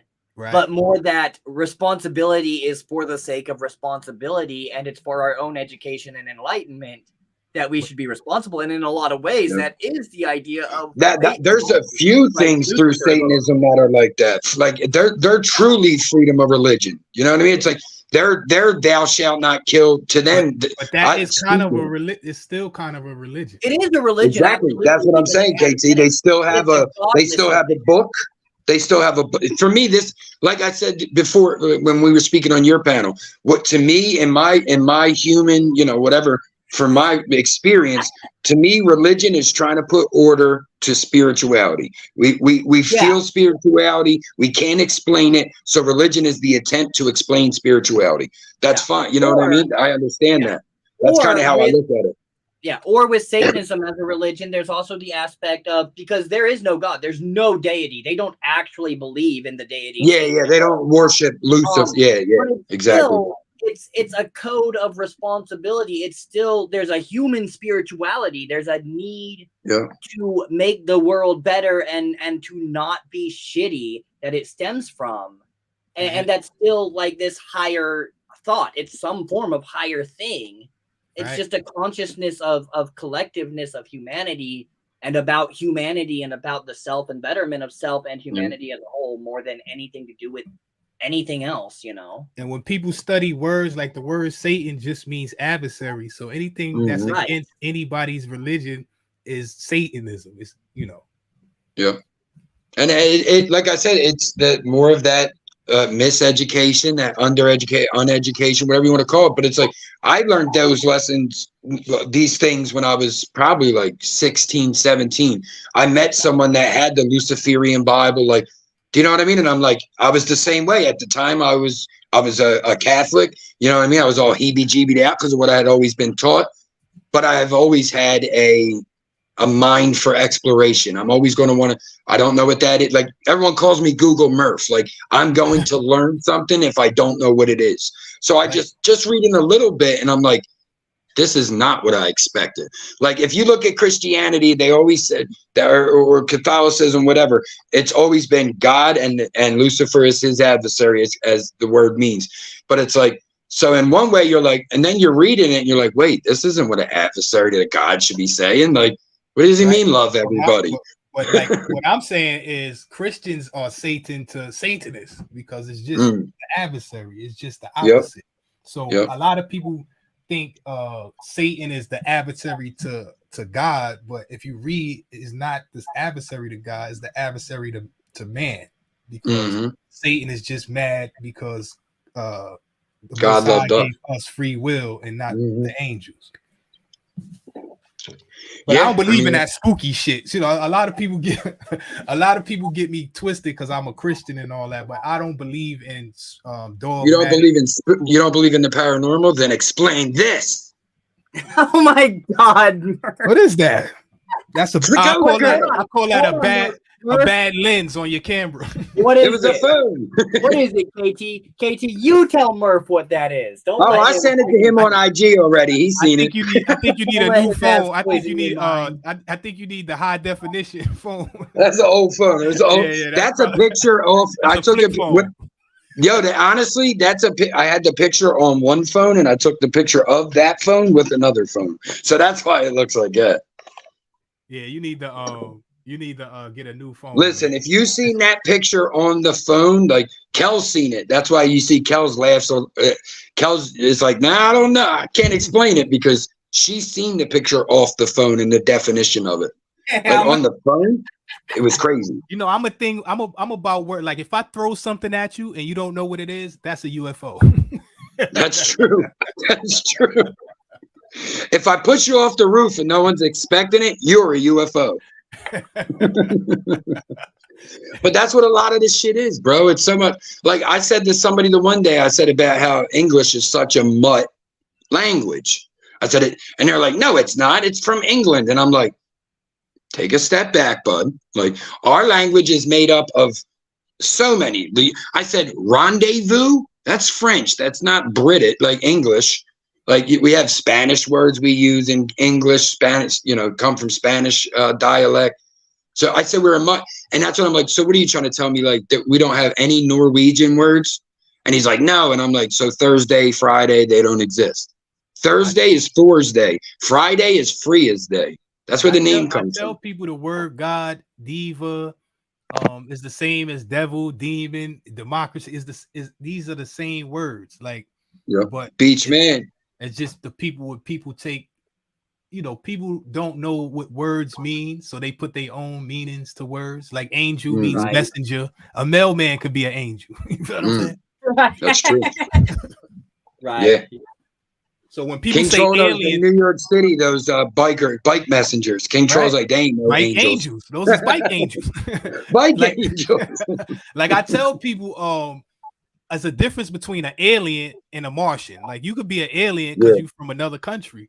But if you're a Martian, you got to be from Mars. You feel me? No, people don't always grasp that concept because when I speak of what I believe sometimes for like an alien, like first off, if there's like let's say a space germ, let's say we're not talking like a fucking horror movie where it turns us into zombies. It does nothing to the human race.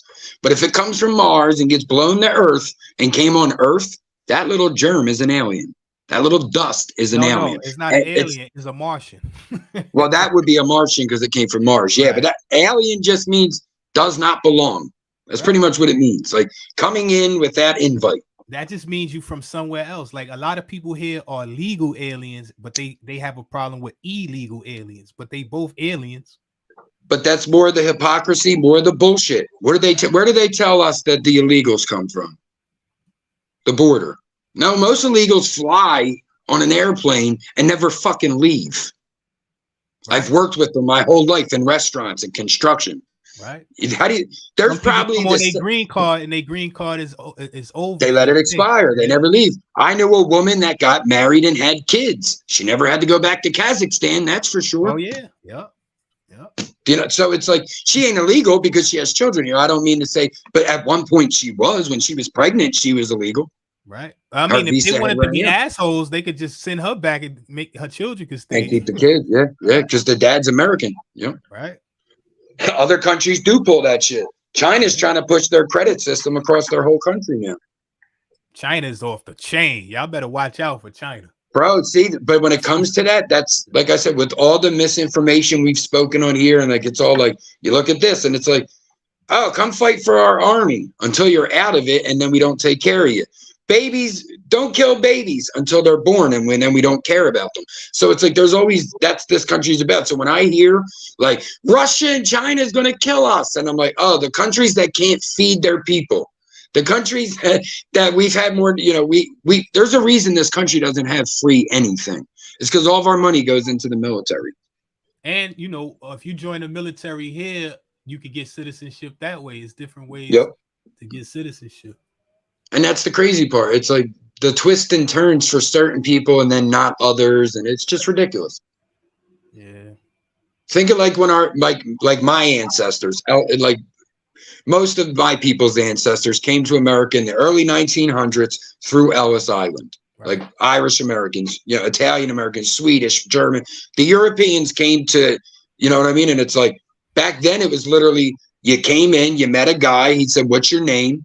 If it was like John Kukowitz, he said, your name's John Cuckoo, and let you out the door. If you came in, like when my people came over, they said, our name's Mick Murphy. And they said, no, your name's Murphy. Have a good day.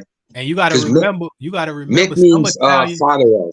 Some Italians was described as dark skin with kinky hair. Some Italians was black back then, but they try to erase that from history.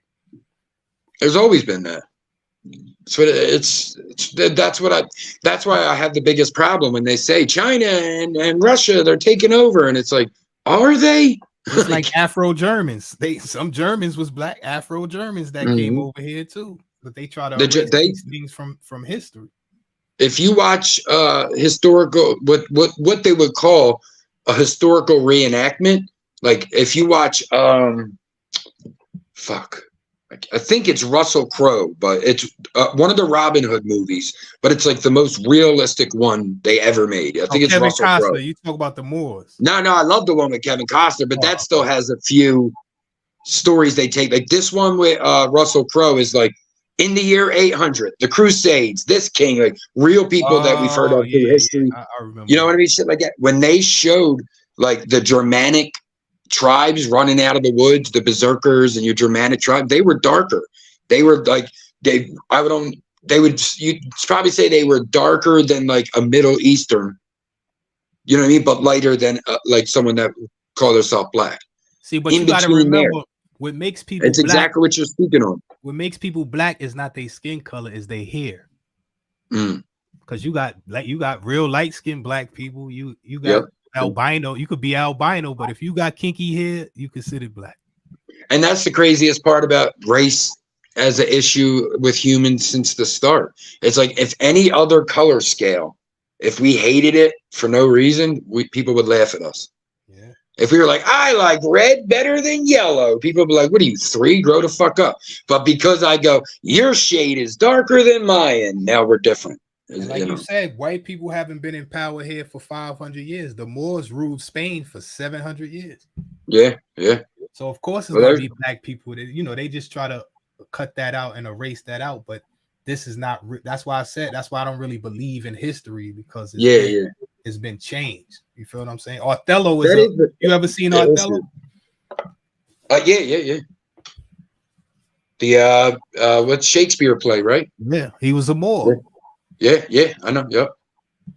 I've seen, that was one of the first things they did blackface for, was Othello. Right. Yep. So it's like Hollywood since the beginning. Hollywood since the beginning, they've been doing blackface and all that type of stuff. So Hollywood started on that. Yeah, Hollywood started on that.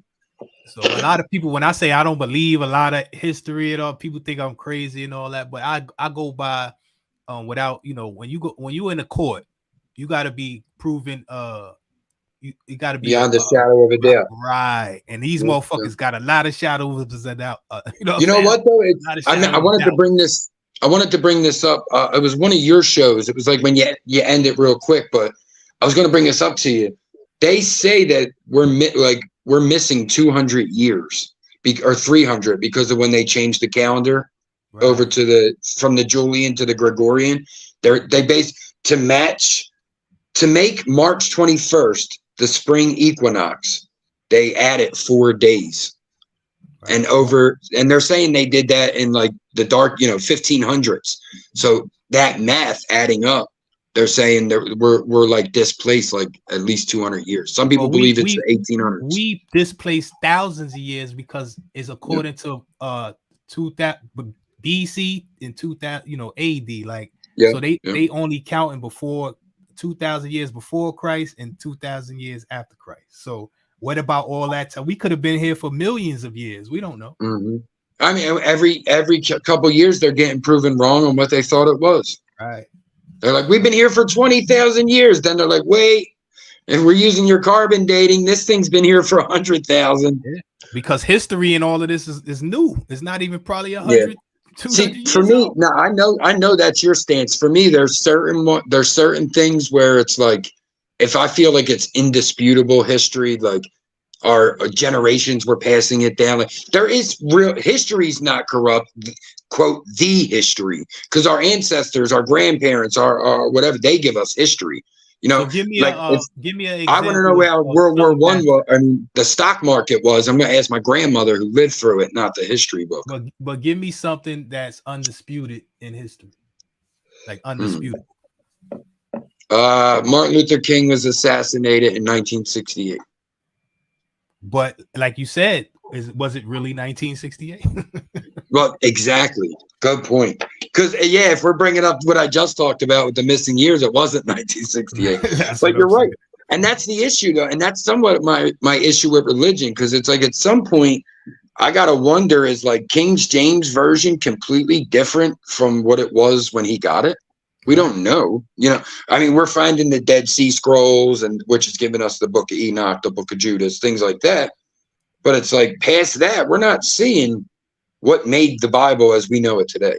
All right, but the Dead Sea Scrolls and all of these things is older than what we believe. Our like the history we believe in now, that's older than that. So people. Well, carbon dating has always been a guess. Right. They've so always people believed in what they call the Most High God or whatever before for thousands of years before we started coming with this new age stuff. You feel what I'm saying? Yeah. And like you said, how much is, like, we know they do it all the time. Things get left out of the history books. How much was left out?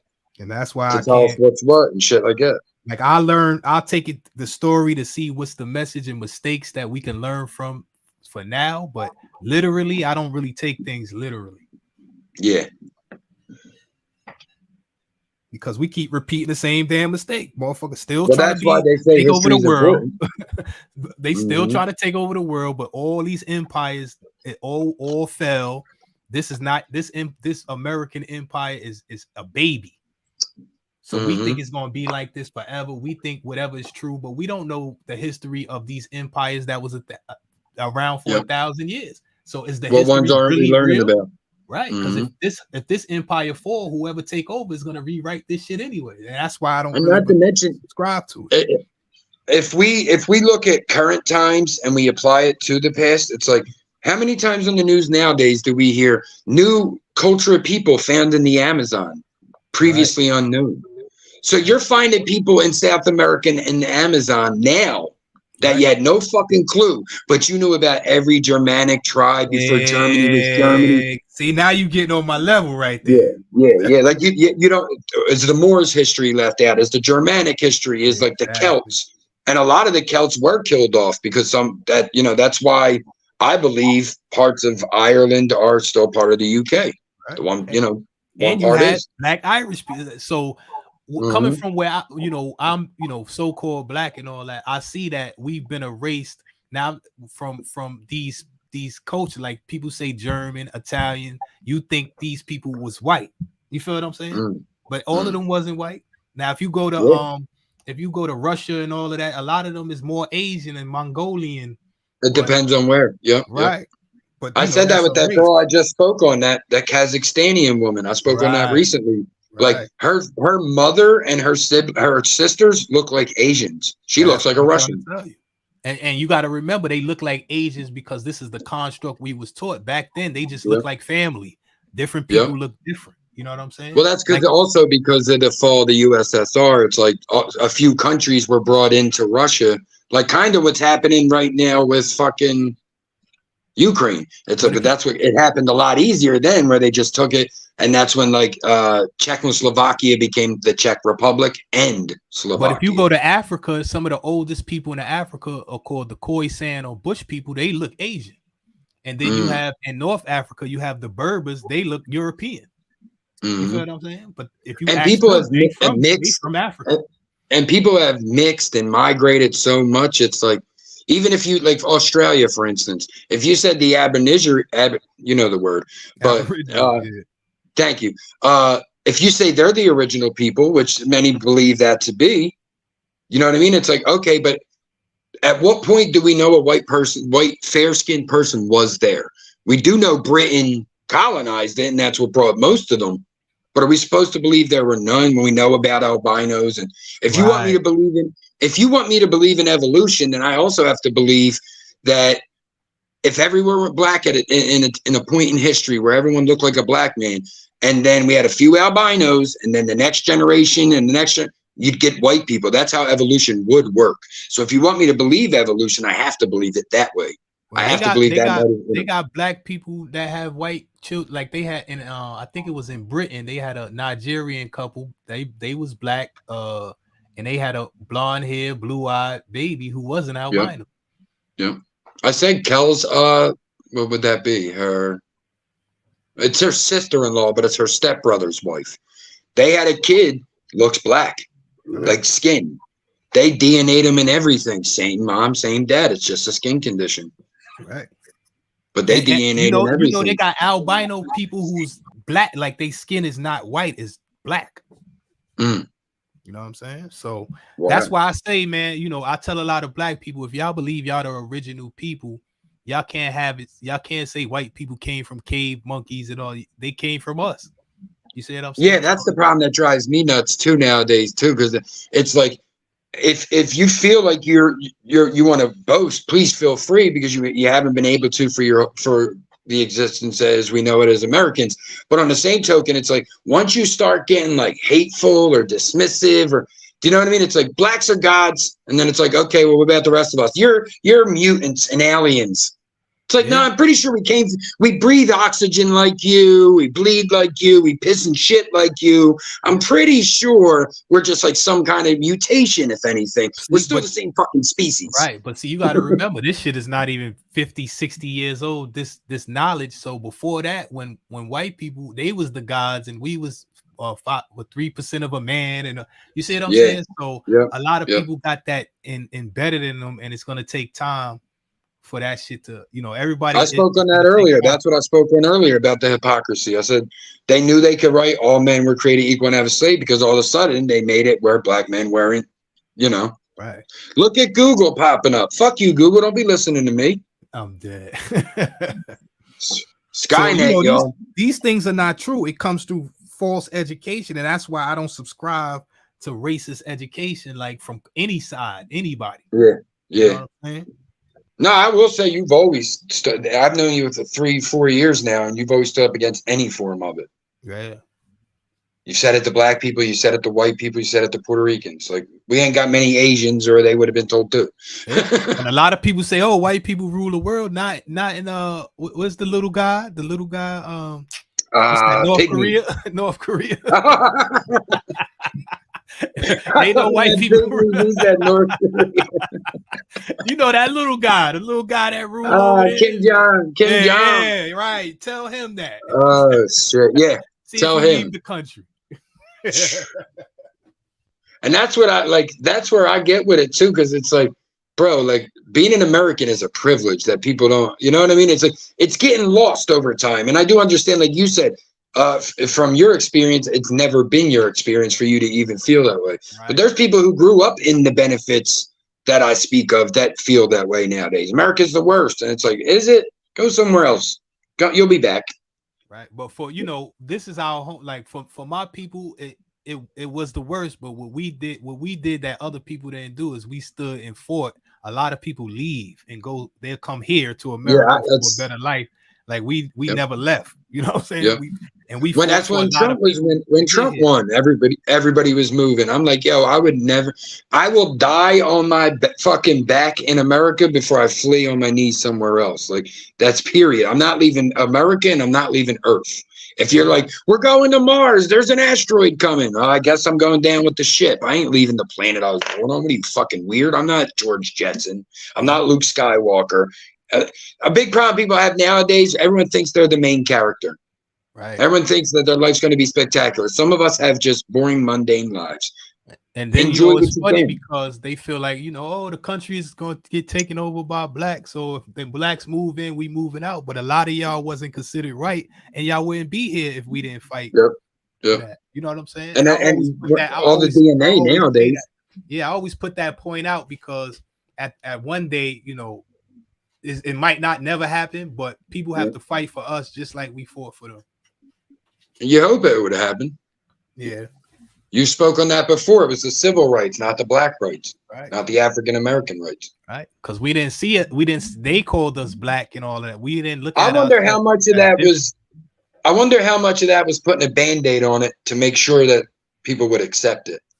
Like, all right, guys, if we say it's black rights, they'll hate us. But if we say it's civil rights, maybe they'll give us a break. Right. It's like, but it's like the Black Panthers. Everybody say the Black Panther. That was a political party. Anybody could have joined. It wasn't for black people. It was. No, there were Asians. There was a white woman. Right. Same thing with the movement in Philly. It's like people always say that Ramona African. It's like, yeah, she's the one that has been most outspoken. But there's an Asian guy. There's a white guy. There's a white lady. You watch the special on that, and they talk to all of them. It's like I had no clue. People are so misinformed on that anyway. People say Frank Rizzo was a racist. He bombed West Philly. And it's he may have had a part with it, but he wasn't mayor anymore. It was a black mayor. Right. And if you look at people hated him for that. Right. And if you look at the civil rights and things of that nature, like we used to be segregated and then we had to integrate because, you know, racism became violent and all of that. But when we were segregated, a lot of black towns and black cities was doing way better than the so-called white ones. Redwood, Greenwood, Red Summer, like you spoke on. We how much of that? Like we're not taught none of it. Yeah, like we're just, that's why I don't believe it. Now. We're just now getting the history where people are like, if we said the Red Summer to a group that might not know, most are going to go Tulsa, Black Wall Street. But there was so fucking many more that people have no clue. It's like we're not even taught it. Like it happened in Philly, Newark, New Jersey, Watts. Like Watts, California, people have no clue unless they're from these areas. If you're from Watts, if you're from Long Beach, you know. Miseducation, because a lot of people that came here, like you said, a lot of your people came in the 1900s. Ellis, they'll call themselves patriotic, but our people been here before this was the United States. We fought in every war. You know, so we are very patriotic. You know what I'm saying? Yeah. I mean, even with fucking. Speaking of Tulsa, that popped off because those black soldiers who came home said, "You're not, we fought for something." And I, to me, as what I consider to be an American, I look at those guys like that's fucking America. That's the American spirit. Because you got to remember, for this country, I'll die for you. You're going to ride. And they fighting against people who was immigrants, and they not really even from the country. You see what I'm saying? But the government took their side and things of that nature. But like I said, education is the best because it turned me from, I used to be a black, angry, hate all white people until I start learning my history and seeing, oh, wow, it wasn't like that. That's just what they portrayed to us. It's rough nowadays because there's a group of white people who don't, like for me, I know how to accept it. I could be like, all right, look, you feel like you ain't had a voice for fucking ever, speak up. I could step down for a sec. I can give you the mic, you know? Right. But it's like, I could do that, but there's a huge group of people that can't. I know it takes a lot. I know it takes a lot for you to do that. No. I mean, it's ingrained in me. Let other people talk. Facts. But yeah, for me, a lot of that shit's just ingrained in me now. You know what I mean? Like, I could be on a lie detector test and say, I know I'm not racist. I mean, if anything, I would hate every race for little reasons, but no one race specifically for no, you know what I mean? Like, I know I don't have none of that in my heart. So people don't believe it, but one of my message is my definition of racism is believing in more than one race of human being. Yep. That's what I spoke on earlier. We're just different shades. To assume we're a different species, that's where you start to get in where we need things said where everyone can compromise. I always said, like, I wouldn't tell a black person how to express themselves, but I feel like if it was Black Lives Matter too, TOO, which means also, I think it cuts out a lot of the bullshit. I think it cuts out the White Lives Matter and the all lives, because two means also. That means we've acknowledged you already. Right. Do you know what I mean? So it's like, but on the same token, what am I supposed to go? Black people, stop it! Listen to this white guy. Like, I'm not like you express yourself however the fuck you feel. But it's like when I see those things, I'm just like, fuck, we were so close. Yeah, and it shouldn't be any pushback. Like if somebody say Asian lives matter, yes they do. Black lives matter, yes they do. White lives matter, yes they do. But when you say white lives matter, but Black lives matter too, then it's like, why you even? That goes unsaid. You feel what I'm saying? Well, that's what happened when you got the All Lives Matter crowd, as I call them. They heard Black Lives, All Lives Matter, and it's like there's a meme and an analogy that's like seeing a house on fire and going, all houses burn. Right. Like, okay, but this one's on fire right now. Exactly. So y'all, we shouldn't be saying, black people shouldn't even be saying Black Lives Matter. Other people should say it. That's a good point. Yeah, I mean, but I imagine black people feel like they have to, or sometimes it'll be left unsaid. Yeah, I mean, there's probably more allies now than ever. I imagine there's way more what you would call white allies now than, let's say, the Civil War.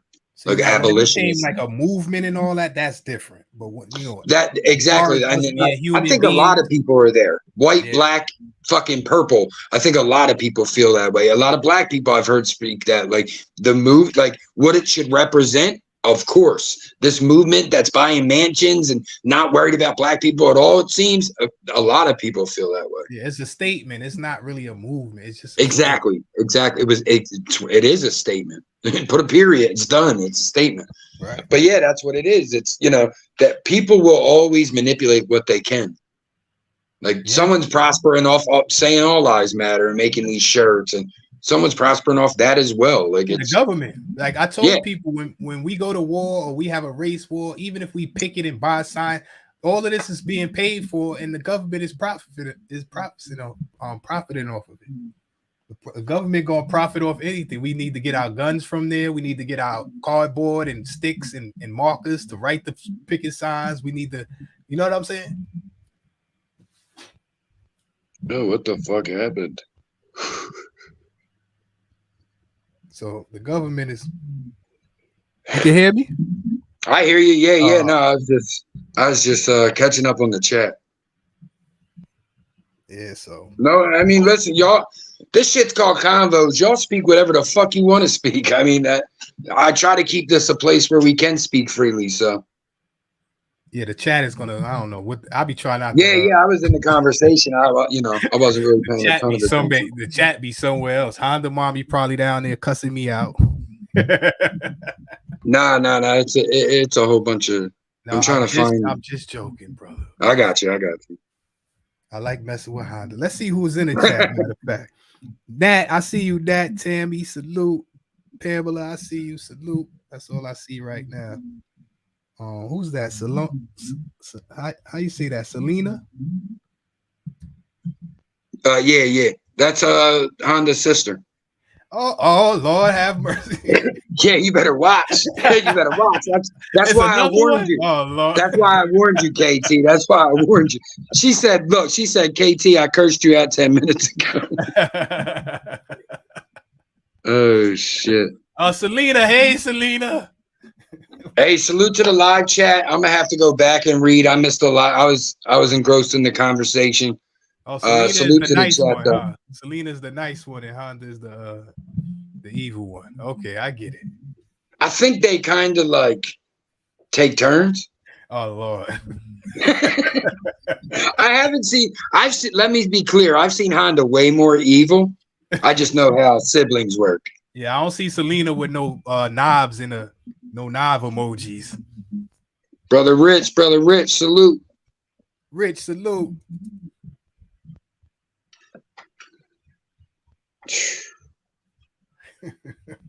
Lord have mercy. That's an understatement. Like, from what I'm saying, I'm like, I don't know here. Yeah. It's like we got ourselves a little quinky dink. I think, man, I think we just need to. That's why I said with all of this history, and I think we need to just throw it all out and start all over, because people are stuck on certain things that's just not true.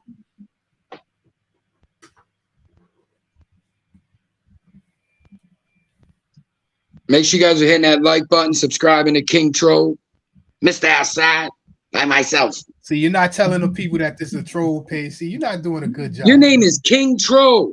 Okay. Y'all heard that, right? He said, y'all better know it's a damn troll page. My name's the Dirty Kenzo. If you thought I was going to be a clean humor, I don't know. Well, at least you ain't play no Springsteen. Maybe next time. Kathy Gray, great to see you. Listen, man, I play the music the people want. Oh, that's what they want? Yeah, okay. Kathy, salute. Look, I bet you every time you make jokes about it, Pamela, Tam, they're like, wait, we love Meatloaf, King Joe. We love Rod Stewart. You brainwashed them. You the cult leader. You right. Hey, everybody in the cult, I seen the chat. Take a deep breath in through the nose, out through the mouth. We'll handle that. Oh, your sister being a Poconos. Yeah. Oh Lord, Honda. Yeah, it's been a while since I've seen Kathy Gray. Salute, great to see you. Salute, Kathy. Salute. Look at Queen Kells working and dropping them links. I see you, boo. Queen Yeah, Kells. King Trolls, everybody. Like, if you like me, like, if you like Murph, like my mom likes me, don't go there. But if you like me as a friend, go there. I'm going to be made fun of a lot. Like a lot. No, don't worry. Queen Kells is in charge over there. He don't got no power. Oh. Yo, the other day, I told her to shoot me. When I shot and you told her to shoot me, remember that one? You always taking it. You see how I'm saying? You see how he taking away she wrote Kells' it. power? No, she got me the other times. I'm saying that one. No, I said, oh, you got to shoot me. KT, remember that one time? No, I just told her. I said, oh, I fucked up. Now you got to shoot me, and she started laughing. She told about she gonna sleep on the couch. I seen that, Queen Kells. Y'all don't sleep on the couch, ladies. Never sleep on the couch. You know damn right well she ain't sleeping on the couch. She would, but she ain't gonna. Yeah, only to punish you. Yeah. Nah, you know, my son would probably get the shitty end of the stick, pause, because Kells will take my daughter's bed, my daughter will take my son's bed, and he can sleep on the couch. Listen, it doesn't matter. If we sleep on the couch, it's a punishment for us. If y'all sleep on the couch, it's a punishment for us. Yeah. Yo, me and Kells, 20 years, none of us, we might go to bed a little mad, and we kind of like spitefully tell each other we love each other, like as you're going to bed, because you obviously don't want to go to bed without saying it. Like we could be mad at each other, just be like, whatever, I'm done. Good night. I fucking love you. Good night. That's shit like that. I love you. Side eye emoji. Yeah, you're like side eye emoji, laughing face emoji. Yo, when you said that shit, I tripped the fuck out. He said, Dirty Kenzo said laughing face emoji, laughing face emoji. But now, like, if Kells told me to sleep on the couch, I'm probably going to just leave. And if I told Kells to sleep on the couch, she probably going to be like, yeah, watch me, motherfucker. Oh, Tam, salute. Did you see I was trolling you? I was trolling you at rock and roll.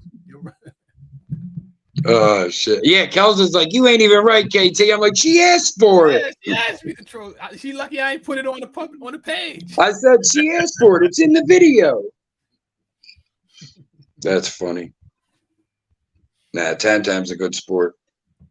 Yeah, Tam is cool, man. That's what I'm saying, Honda. Right here, I'm gonna put that up. She said, I don't care how mad my ass is, better sleep your ass right next to me. That's what I'm saying. Like, I know people that have separate rooms. Like, I feel like they're in the 50s with the separate, like my dad and my stepmom, they have separate bedrooms. I like to spread out. I don't like when they get hot flash. I'm like, if I didn't lay in the bed with Kells every night, what's the fucking point? Don't encourage Honda, mom. You see the knobs? That man is a hostage. Run, sir, run. But you got to remember, they have separate rooms. We have man caves. Like, I got a man cave. You know what I'm saying? Kathy, always. I mean, you got to have man caves in a sense. I kind of lost mine in a way because I had one when we were in Philly. I would go, like, my back was real bad where it would keep me up all night sometimes. So when, like, Kells and the kids were sleeping for work and school, I'd go down in the basement. I had a little radio, a chair, and an ashtray. I'd sit there, smoke cigarettes, smoke blunts, listen to the radio, play on my phone, whatever. Just because the chair would, like, go in my back perfectly. I could make noise where I wasn't waking up the whole fucking house. Shit like that. But it's like when my stomach like blew up, when I came back home from the hospital, the basement had been rearranged and occupied. So yeah, I couldn't. Yeah. Occupied and I lost that. I'm like, I only had a fucking chair, man. Occupied man cave. So because you got to remember, when you got a woman and children living in the house, that's their house. Like your room got pink curtains. You know what I'm saying? Like, yeah, that's true. You gotta have a place, you know, where you want to have a dirty couch. You know what I'm saying? See, but now I had my basement. I was gonna do that with my basement. That's why I took this house. It's 70s colors, but I got a finished basement with a bar and everything. I'm gonna use that eventually, but it's like that was going to be my man cave, but since we moved in this house and it was bigger, when my brother needed somewhere to stay, I gave him the basement. My homie was trying to get out of Philly to try to straighten himself out a little bit. I gave him the basement. So it's like, I never even got a fucking chance to get down there.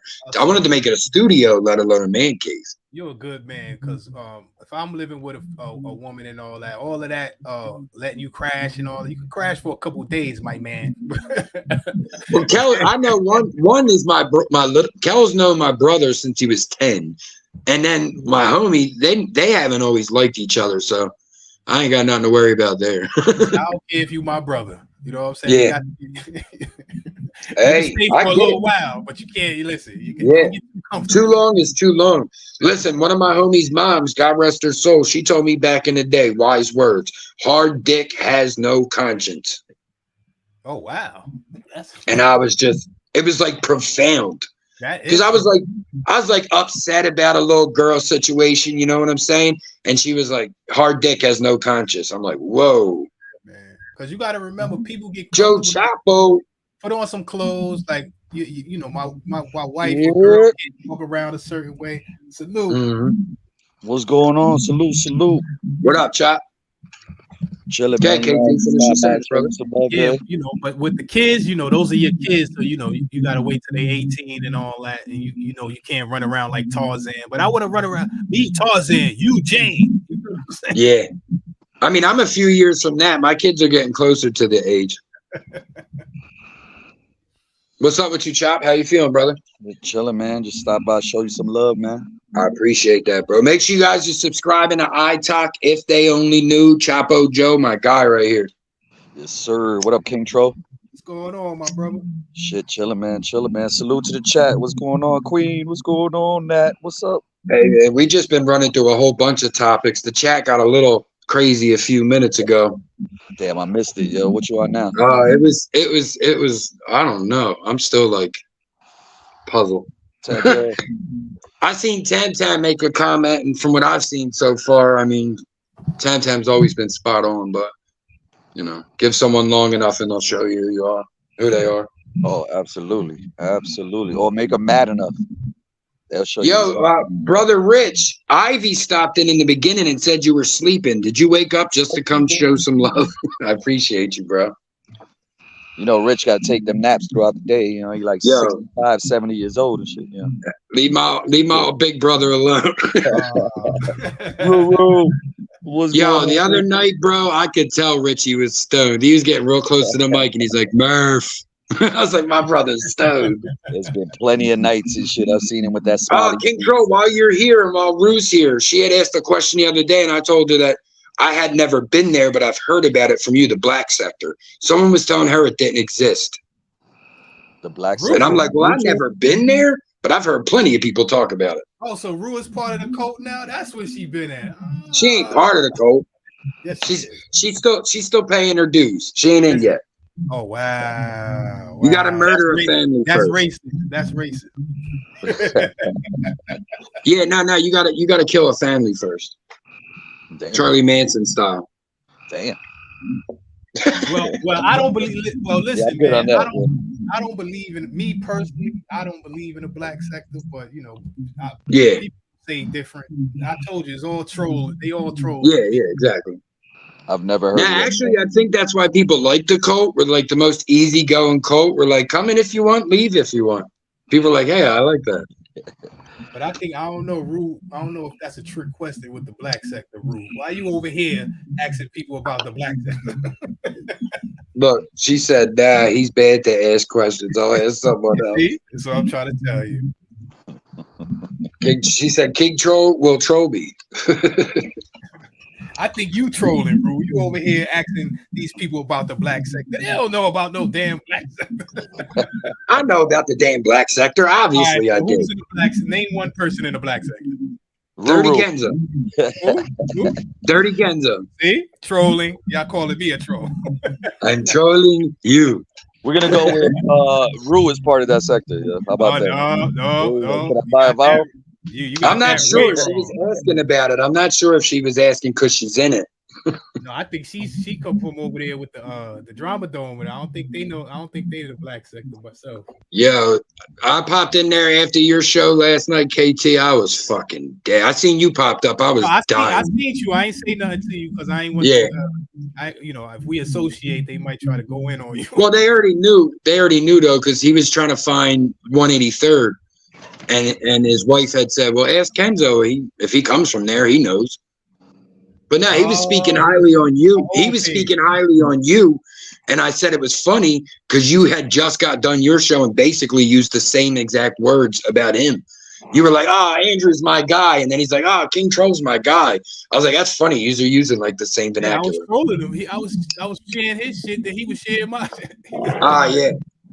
Then he was sharing Stinkachoos, and Stinkachu was like, "I'm gonna end this if no one comments." And then when you go in his live, it said, "You must be a subscriber for 54 years." But be careful, because I don't think they like Rue over there. I don't think they're fucking baby dicks. Of course they don't.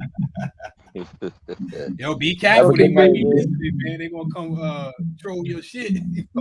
Oh yeah, listen. I mean, I came on the internet knowing what it was already, fully prepared. Like, I didn't come on here working at McDonald's. I came on here self-employed, because you can't call my boss, because I'm my boss. You want to dox my house? Come to it. You'll never leave it. But I'm telling you, you never seen the episode when they was on my page trolling Tommy, and he put like 50 people backstage on his StreamYard. Oh my God, yeah, like I do.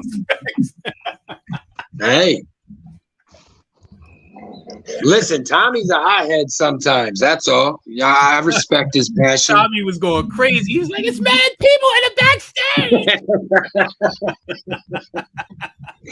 That's my guy, dude. So many funny fucking moments. That's my guy. You know, Tommy is funny, man. He's funny. The one day he's riding his fucking bike, and I think it was like a duck, or someone in the chat can correct me. I forget, but it like went to fly and like flew right at him. And he's on a live. He's like, "Wah!" That shit was crazy. He fell off the bike, I think. Man, oh yeah, I think I trolled him on that one. Oh man, we were after that. Him. I think it was me, him, and Quinn. Maybe we were laughing so hard over that shit. Yeah, you know, that's what I like. That's the people I like on here. Good sports. To my DM, they be doing Tommy. They be like, "King Troll, look at this one." I said, "Oh, like his tree house, Tommy's tree house." I'm dead. That's fucked up. Don't worry, Tammy. I'm not finished with you, Tammy. Yeah.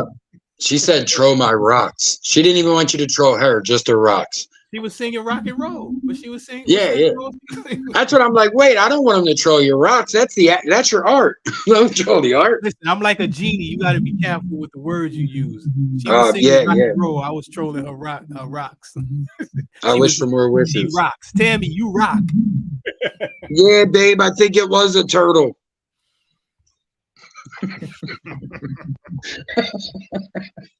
Fucking dead. Yo, some people are just funny, man. Yeah. It's just life. Their fucking storyline is a comedy. Like life around, bro. I'm in the bathroom the one day, right? I'm holding my tub starts. I'm trying to run the shower, but the drain's clogged, so it starts backing up, right? So I'm trying to plunge the fucking drain. The plunger breaks, and as it does, my tail falls off my shoulder in the water. I look around. I'm like, "Where's the fucking cameras, man?" I was so freaked the fuck out. Back in the day, I was like 17, 18. I went to get in the shower. I stepped on the bar of soap, did like a fucking backflip, landed like upside down. Hold on. You was in the shower. Oh, so before you got in the shower, as I was getting in. Yeah, as I was getting in, like as I put the first foot into the tub. Once I put my weight down on that foot, I stepped on the bar of soap. No, I'm talking about when it was flooded, like when you had to plunge it. I was leaning over it because I was plunging it. I was leaning over the side, like leaning over the side of the tub to plunge the drain. Why is your towel? Why you had your towel on? Because I just didn't put it down yet. Oh. I just threw it over my shoulder real quick. I really don't know, but I get it.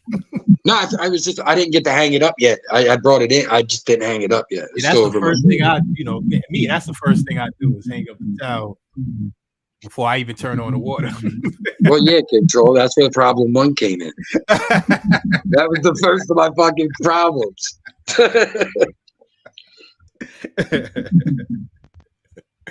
I'm telling you, sometimes y'all intelligent motherfuckers do the dumbest shit. Yeah, no, that's a fact. Selena, I'll definitely I gotta go back and look. I don't know enough to speak on what happened yet, but I'll do my research. Oh, I forgot your parents might watch it. Hi, Murph parents. I'm just trolling. Well, nah, my dad don't watch it. He's a jerk off, but my mom will. Oh, that's even worse. Hey, Miss Murph. She don't like that. They're divorced. Oh Lord, I'm messing up. Let me just stop. Nah, you good. Listen, I'm behind. like I said, I came on here prepared, bro. Like this is people know who I am. My mom knows who I am. I act like this all the time. Like when you say, I said that before. Like I'm a character, but I'm not playing a character online. Like I'm not playing. The character is me. I knew I was a character. That's why I got online. Listen, but you know what I mean? It's I understand what you're saying, but I always tell people when the cameras is when the cameras is on and the cameras is off, if you're the same when the cameras is on and off, all right, I'll say you're not a character. But if you're not, that's a character. Like even when you take a picture, somebody take a picture while you're not ready. Some people don't like that type of shit. You feel what I'm saying? Yeah. That's a fact. Oh yeah, that's a fact. I know people that would fight over that shit. Yeah. Yo, my homie's girl would take 7 pictures and then pick the best one. Damn. Pamela said I went too far. He's my too far detective. Sorry, Pamela. Oh shit. Damn, he's the too far detective. Yeah, that's good. Oh shit. But yeah, that's crazy. Yeah, I know people that would be like, "Did you just take a picture? Delete that." It's like, why? We're laughing. But yeah, my one I'm like that. I don't like mom would take 7 and pick one. Yeah, I don't like people taking pictures of me without my permission. I think that's invasion of my privacy. Some people say it's stealing your soul. Yeah, she did, babe. More like 27. That's a fact. Yeah, people used to think that it was stealing your soul, a piece of it. Yeah. They say a picture is worth 1,000 words. Yeah. I don't know if that's connected. That's true. Now, if you about to go live and all of that, and you clean up, or you see something in the background and you move it, that you're not being yourself. I'm sorry.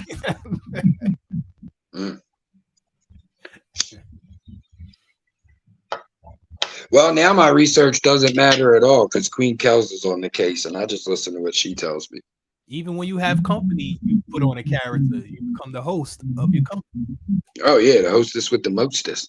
But like I said, I came on here like I knew what trolling was already. I've been on the internet since fucking 2000. You know, I was on AOL chat rooms in 99, 2000 and shit. Trolling has evolved from then. Well, I left Facebook for YouTube. I left good numbers on Facebook. I had fucking DirtyKenzo at 50,000 on Facebook before the shadow ban. Yeah, and then I made a group called Hard to Offend, and that was people literally like purposely being homophobic, racist. Yeah, it got out of control after a while. A lot of us haven't been trolled like some people. Like they use your kids, your dad, send the police to your crib. Like you don't know how you're gonna react when somebody does that. You know? No, and you know it changes. There's been times people have like. My issue is this: like when people, I get it, but I don't respect it. Like anytime someone's had beef with me online, they go for kills. Right. And even men, and that's why I'm like. I'm an easy enough target, like white dude, long hair, like every tattoo looks like I got him in prison. Like I'm a good enough target. You ain't got to go after Kel, especially if she didn't say nothing. So it's like, but exactly now, certain people will say it, and I'm just like, ha, fuck you, loser. You married a fat girl. Then someone else could say it, and if I respect them a little bit, it'll bother me a little bit. You know, it will bother me a little bit. I will never freak out online. Believe that. We've all seen people flip out, drop the N-word because they were flustered or whatever. That's never going to be me because I can leave. ATG, you know what I'm saying? They playing with his. Oh, I wanted to say something too, KT. That what you were talking about the other day. I know it's an old. Okay. It was an old live. Yeah, yeah. I'm like, wait up. When you said it, me and Pammy were in the chat. Like, wait a fucking minute. Listen, it might have been an old live, but it came across my new Instagram. Yo, Instagram's on some weird shit right now. I've been getting posts from 2 years ago. I've been getting shit like that on YouTube as well. I've been getting your videos from when like I first started coming around. I'm like, well, I watched one the other day. There's like 10 names. I was like, there's like 5 names I didn't even recognize. They were probably like ones that weren't there all the time. And then there's like 5 or 6 that left. Then there's a few I still remember. You always try to put the correct thing out there, man. Just go with the troll narrative. That's part of my troll. Yeah, I know. I know you know. I'm just saying, it's part of my. That's how I troll. I know. Me saying just go with the troll narrative, I was just trolling you. Yeah. That's what it's a game of troll tennis. It's just back and forth. When I tell you to be quiet, I know that's not gonna. No, that's never. You know how many people have came before you that have said that? Teachers, preachers, fucking Lucifer.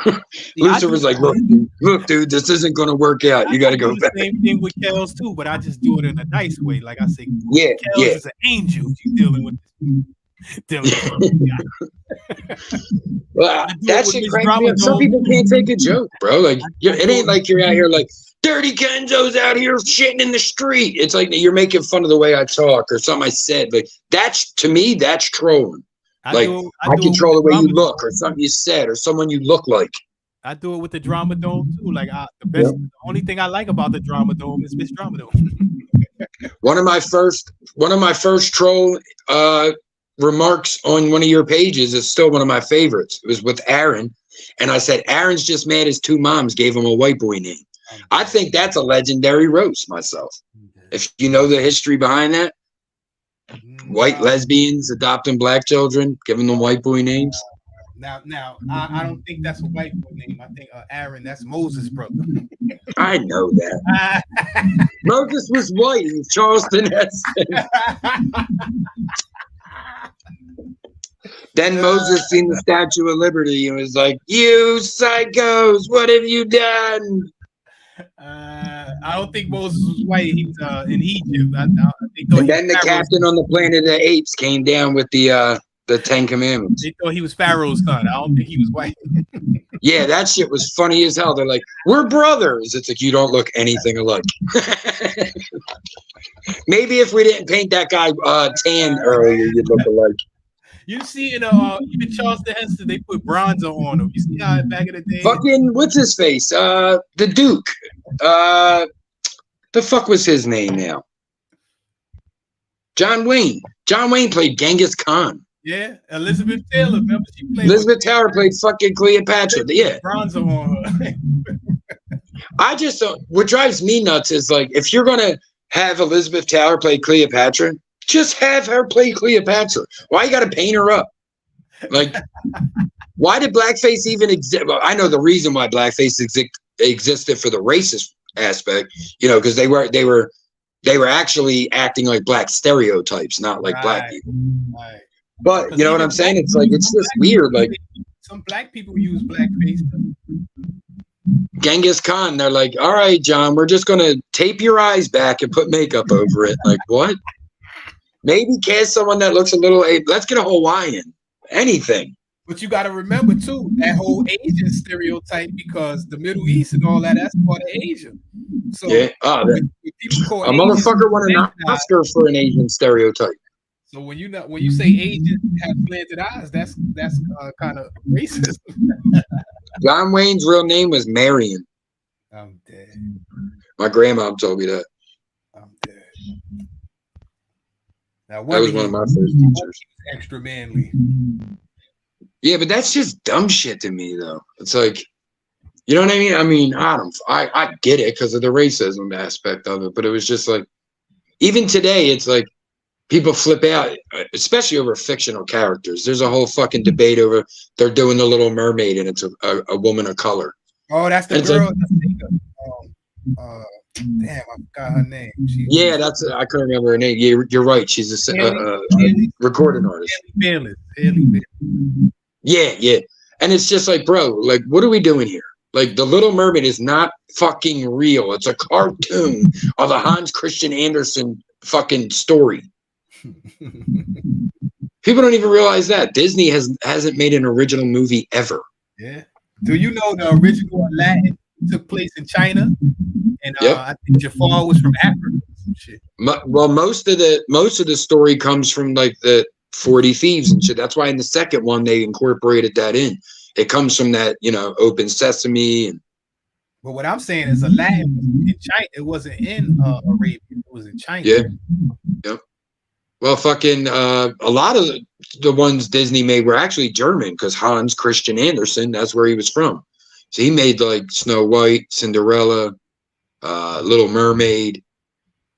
So like even Lion King was a fucking Japanese movie. There's a Japanese movie that the character's name is Kimba. There's not a much difference. The uncle has a scarred face. Yeah.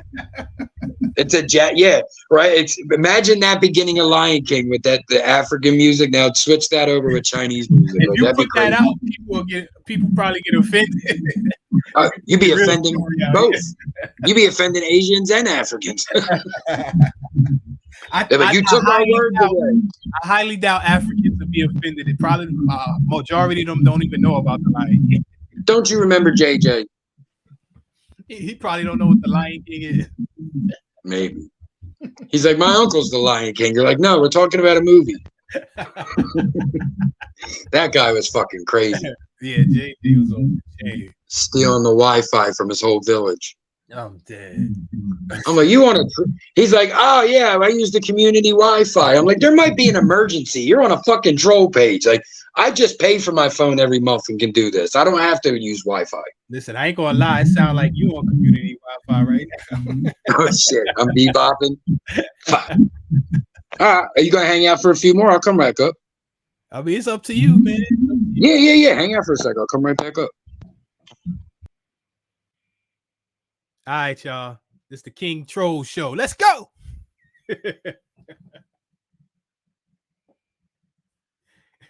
It's the King Troll Show. The Dirty Troll Show. It's the Dirty Troll Show.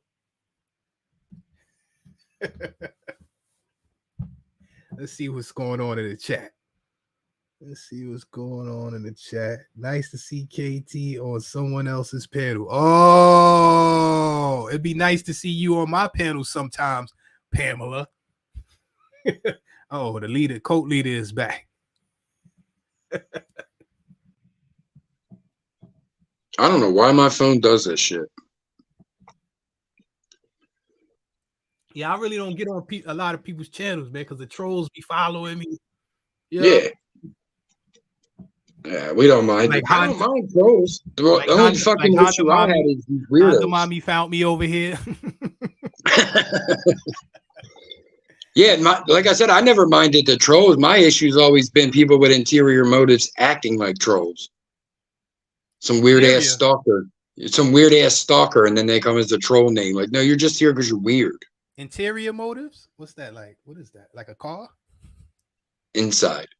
Oh, the interior. Oh. I think I said that wrong. It was interior. Yeah, I thought. Yeah. Maybe you got dyslexia. Maybe. Some good ass weed. Zaid, blessings, brother. Great to see you. Pammy, it should be pinned. You see how I troll Rue by mentioning the Drama Dome. She got right out of here. I'll try dropping it again, Pammy. Hold on. I troll Rue by mentioning the Drama Dome. She got right out of there. She was like, I'm not Drama Dome, you're Drama Dome, and left. That's funny. Yeah, they do not like each other. They don't like it happens. It happens. I mean, even with like, to speak on a little bit of what I can kind of see happened in the chat earlier, it's like these ladies you see in the chat right now, like they rode through with me through thick and thin. Like I put them over a lot of people. You know what I mean? It's like I trust their word. I trust their judgment. Oh, there go the cult brainwashing at its best. They pay their cult dues every month on time. They take the oath every month on the 15th. First and the 15th. Queen Kels, you're like an angel. We make our oath on the 1st and the 15th. We're like, dear welfare stamps. I don't know how. May you save us one more mighty week. Queen Kels, we gotta have to nominate you for sainthood. And then the paper food stamp rose from the dead for 3 days. How long was Jesus alive after he rose? Lord have mercy. Queen Kels, I don't know how you do it. Yo, but me and Kels were talking about it, and neither of us knew the answer. Of course, she's not going to say the wrong thing. She don't want to be put in a pentagraph. What you do? A pentagraph? Put a spell on you. King Kels, just get some salt and put a salt around you. A circle of salt around you. You'll be fine. I can't cross it. No, but I said that. You know, the resurrection story tells us. You know, he was dead for 3 days or whatever, and then he was resurrected. Easter, you know, that's what Easter is, or resurrection. It's like, did he just? To my belief, and this is the answer I gave Kels. Just I said I could be wrong, but to my belief is he ascended to heaven from there. It wasn't like he lived for a day. Yes, you are wrong. Ain't no damn Easter. Stop with the pagan beliefs. That ain't pagan. That's what motherfuckers say. Easter is representative of the resurrection. So why they got eggs in a fucking bunny? Because they ruined it. But Good Friday was it a bunny down there? Was Christ with a bunny with some eggs? Yeah. He's fucking what's his name? Peter Cottontail. See, that's what happened. Pammy. Oh, Pam. She get up on this panel over here. Okay, I see. She's a co-host on this. She was just running late. Wow. Yo, how you think I keep my coat on track, bro? Wow. You gotta give them a little bit as you take everything. You give them just a little bit. I had to come up here because King Troll seems so weird. Excuse me, to have him on a panel. He was here before.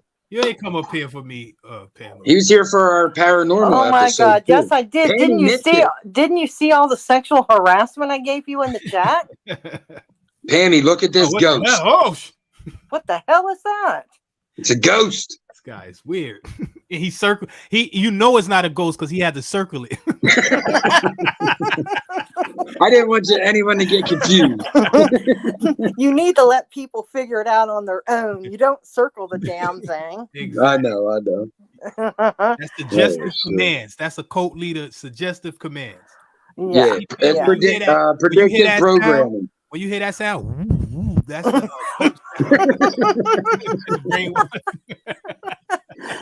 it's my neuralizer.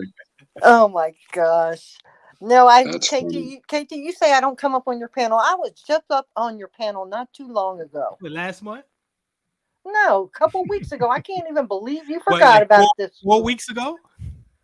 No, like 2 weeks. That was a true question. Yeah, 4 weeks is a month. I was trying to get.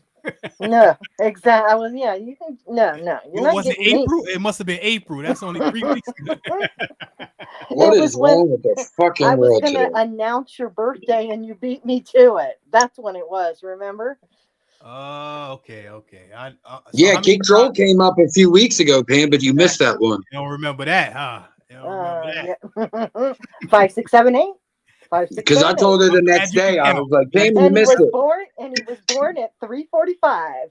That shit is crazy. If you believed in numerology, you think he was like fucking. We talked about that. Christ reborn or the Antichrist, one or the other. Wow. I said he's special. I think I'm the Antichrist. Each one of my names, my first, middle, and last have 6 letters. No, I think you Uncle Christ. I don't think you are Antichrist. I'm Buddy Christ, the one that smiles with the thumbs up.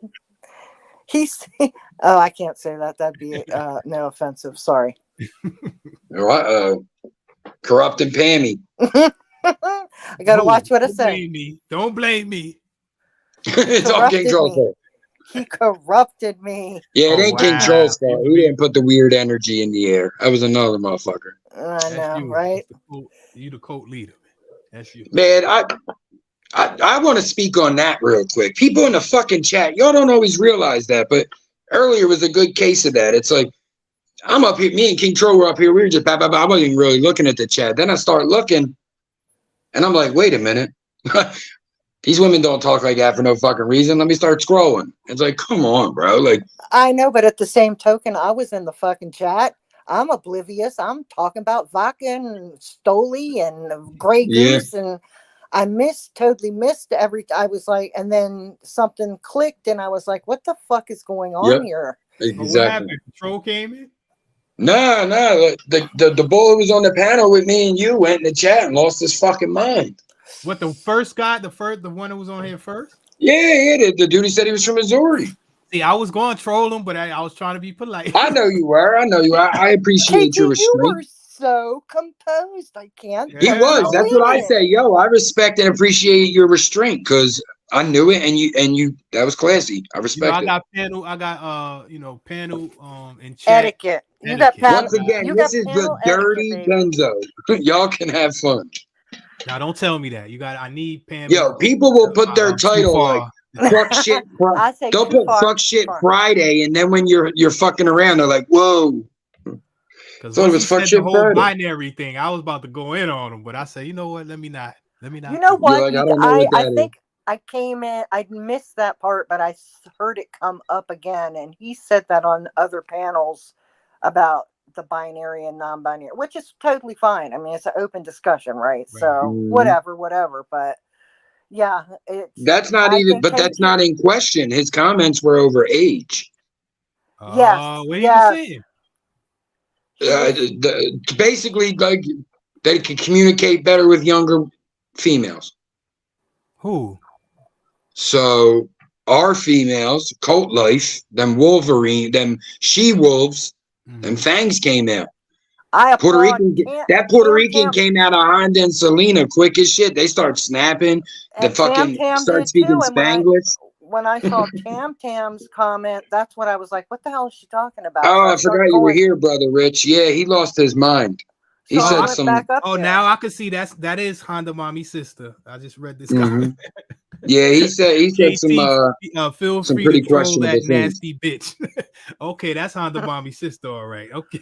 Yeah, Like I seen Honda's comment and not Honda just said like she basically got a child around that age. And that's how I feel. Like my daughter's 17, like cutting off your dick ain't the only thing I would do. Like, come on, like to a person Kenzo, like that. Come on, please. So, no. I mean, I don't know how people don't realize that. Like, parents are never gonna understand or respect that. You just heard what? What did you just say? Don't say it again. I said, I have a 17-year-old, so it gets me to the place where, like, if I feel the way that I would murder someone if they hurt my child, so would anybody. My man's done told me if anybody does anything to his kids, he's going to jail, and I'm just going to have to live with it. That's a fact. I'm the same. You can ask Kels. I told her that in 2003, Pam, 2002, when she was pregnant with Tommy. He said, I swear to God, if somebody violates my children, I will kill. I will be going to jail. That's unconditional love. That's how we learn to understand unconditional love. That's how I did as a father. It was like, wow, this is somebody. I'm sorry. He's like, I'm sorry to leave. I'm sorry to leave you. Yeah, I'm doing the time, but it ain't happening. I'm not only going to kill them, I'm going to torture them. Yes. Yeah, I mean exactly. That's exactly what I meant by my comment as well. Like, I'm going to torture you. I'm not going to I'm not going to kill you. That's easy. You don't feel no pain. Yeah, you're not going to get out easy. I'm not going to let you die. I'm going to hit you with fucking adrenaline so you can. That's a fact. But why did he get what happened? What somebody I don't know fully. I think it really. Oh my God! Now there's somebody that's called Venezuela is the content. Do you see that? Oh, that's the actual dirty feed. They find me. They be finding me. I'm trying to tell you. Talk about I'm a stalker. See, I'll be trying to tell you. Hey, you're gonna get KT's gonna get a necklace that says KT is popping. They find me on the smallest pages, they everywhere. Jeez. Oops, disappeared. That's sort of weird. That is so fucking weird. Now, I mean, that he found somebody that does that found you over here. Are you kidding me? Yeah, he probably been watching the whole fucking time. I'm trying to tell you. He's a weirdo. I told that dude he wanted to debate a year ago. Bring it, and he never. But you're watching in the bushes, like, come on. He is like obsessed with Kinky. What the fuck is going on? Oh, it's scary now. It's past the point. People be thinking I'm lying. I'll be bugging up. You're not lying. You're not fucking. I mean, it would be different. What if it were a female? Like if I was obsessed with you, that would be okay. Oh yeah, it's just weird to me because it's like even with the Pammy, even with the bug shit, it's like me, Barn, and Bug went back and forth for like 2 days, and then it was never talked about again. This dude been stalking King Troll for 4 years. That's like crazy. You wasted 1,000 days on this, bro. What is wrong with you? Go take care of your family, sir. That's so weird. We are on here for fun and entertainment. If you're on here with a bitter heart, you don't belong on here. Oh my God. That's Take so that shit to Rumble. I'm like just going through the comments and I see it and I'm like, what the fuck is that? But that's right, Queen Kells, my love. Your view still counts, so thanks. Right. You called him an ass hat. That's hilarious. You know he gonna get you now. You blocked him. He gonna get you now. Oh God. Yeah, you can't call someone a pedo because they said you don't have a kid. That's weird. You sound like an idiot. That's why no one's listening. Even though you've been screaming it from the rooftops for a month, no one's listening because it don't make sense. Now, you know what? It could. Go ahead, KT. I don't think someone like that could take care of no child. I don't know. Maybe it's just me. First off, everyone's entitled to an opinion. That don't mean you put your fucking pussy on your back and start crying. Well, case in point for tonight. KT could go, I don't know. I never heard Murph and Kells on a panel together. How do I know they lived? If you never fucking been the one where we did together, you wouldn't know, and you can make that comment. It's your opinion. Now, if I go, oh, here's Kells right here. Look, I'll kiss her. That's there's a problem. Like I see people like that, and people don't even know because I watch real big podcasts like that have like 25,000 people in their live chats, and I be seeing people like I seen Rue in there the one day, and the people Stinkachu, the girl Shelly, they both in there screaming for attention. Look at my cash app, like yo, grow up. I mean, but Kate, when you think about it, KT has so many stalkers that any one of them, and most of them are men. Oh, Lord. I'm sorry that I have to say this, but who knows which one is coming under each other's names. Right. You see what I'm saying? So it's stupid shit. It's fucking weird. And when you live your life on the internet, if you don't see it online, it's not real. Bro, sometimes I can't believe the way people get paranoid. Yeah. They'll be like, that was definitely Quick Vic. I'm like, he's live. Like you can see him. They get so you gotta remember, that some people be live and they still be in other people. Oh my God! Yes, they have multiple devices. Yeah. You can see someone's hands. You know they're not typing. You know what I mean? Like people would get so paranoid. Oh, what if it's this? What if it's that? He could have a buddy doing it, or I mean, come on, think about it. Look at all the options. People, man. I remember on King Troll, we thought this one fucking troll was like one of them, Megan, Vic, one of them. That it was right after all that popped off. And I remember I was on a panel with King Troll, and there was some girl up there. I'm not sure who the woman was, but she said, wait a minute, I know that voice. What are you doing up here? Like Jeffrey or some like white boy name. And I'm like thinking this is part of the bit. And he goes, oh, I'm just having fun. Jeez. And I was like, oh my fucking God. Because I ain't gonna lie. Like, sometimes people this is some little kid we don't know at all. Some people be on the panel and they be inside the chat. Like, and you don't see their hands moving or nothing. Like Bams is good at that. Like, I'll be like, damn, how the hell Bams? Oh, yeah, I got another device. I see twerking at the same time in the chat. Is this a premiere? How's she twerking That is some damn talent right there, man. That's talent. No, she's got her people. Her people do that shit for her. Nah, some people is good at typing on that dance. Some people is real good at that. They could do it. I seen people do it with one hand and one thumb. type. My daughter's like that. I She can't is do that so shit. fast. Well, my phone, see, I got I can't predictive either, text, so I don't really have to do much. Like when I come in your chat, all I got to do is hit S and the word salute comes up. And then I just got to hit K and KT comes up. I still text with one finger. Yeah, my pointer finger. That's what Me I'll too. be like, I'm a whiz. Hey, I gotta be like, damn, why are they not in alphabetical order? QWERTY. What is it? QWERTY UIOP. You see, he's an no, egghead. it's ASDF GH. JK. I'm looking at my laptop right now. Y'all eggheads, because I can't do that without looking at it. I had to learn it in middle school. It in typing class, yeah. Yeah, typing class. They made us learn it without looking. I cheated because I could see under the paper. I cheated like a motherfucker. And then one of the sayings that we used to have to type over and over again for like 5 minutes straight was because it provides you with all the keystrokes that help you memorize the keyboard.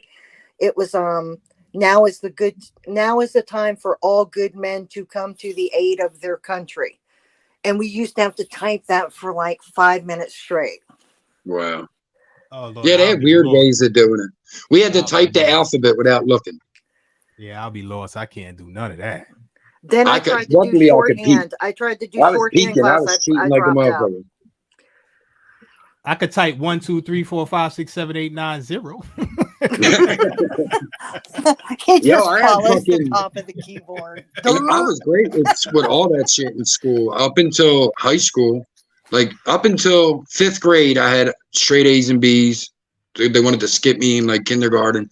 Then when I failed 5th because they put me in like a different school. I'm by myself, don't know any. It was a smarter kid school, but so I failed and went back to my neighborhood school. When I went back, I was in the same class as my little brother. So I graduated with him, and that kind of threw my trajectory off. I remember I was arguing with somebody that is only 9 numbers and 0. Vision. Oh yeah. Now if you look on the keyboard, it's only 9 numbers and 0. Like this. Yeah, I got what you were saying. It was because the only way to understand it, though, what your point you were trying to get across is you have to understand by us counting negative numbers nowadays, we can go negative. 0 is like center. You know what I mean? It's like 0 is just a center mark. It's not real. It is a number, but it isn't. It is considered the 10th place marker. Right. If you think about it. That's exactly what I said. It's a place marker. Every time we go from 100 to 1,000 to 20, we add another 0. 40, it's the 10th. It's the 10th. All numbers are devised by. If you look at by 10. But Pammy, if you look at a number line, right, in the center is 0. To the left, it goes -1 up to -10 or 9, and then to the left, to the right rather, it goes 1 to 10 or 1 to 9. So to King Troll's point, by 0, you don't count 0. You count 1, 2, 3. You don't count 0, 1, 2, 3. Like on you do the 9 times tables on your hands. Yes, one of your fingers that. have to be 0. Yeah. Have you ever done the 9? Do you know the 9 times table on your hands trick? Yeah. Kells does. I was never taught that. Kells showed me. Every number before 0 is 10, and every number after is 1. Well, you know what I did with it, Casey? If you hold your hands up in front of your face, and you put down your pinky, 1 times 9 is 9. Right. Put your other finger down beside the pinky.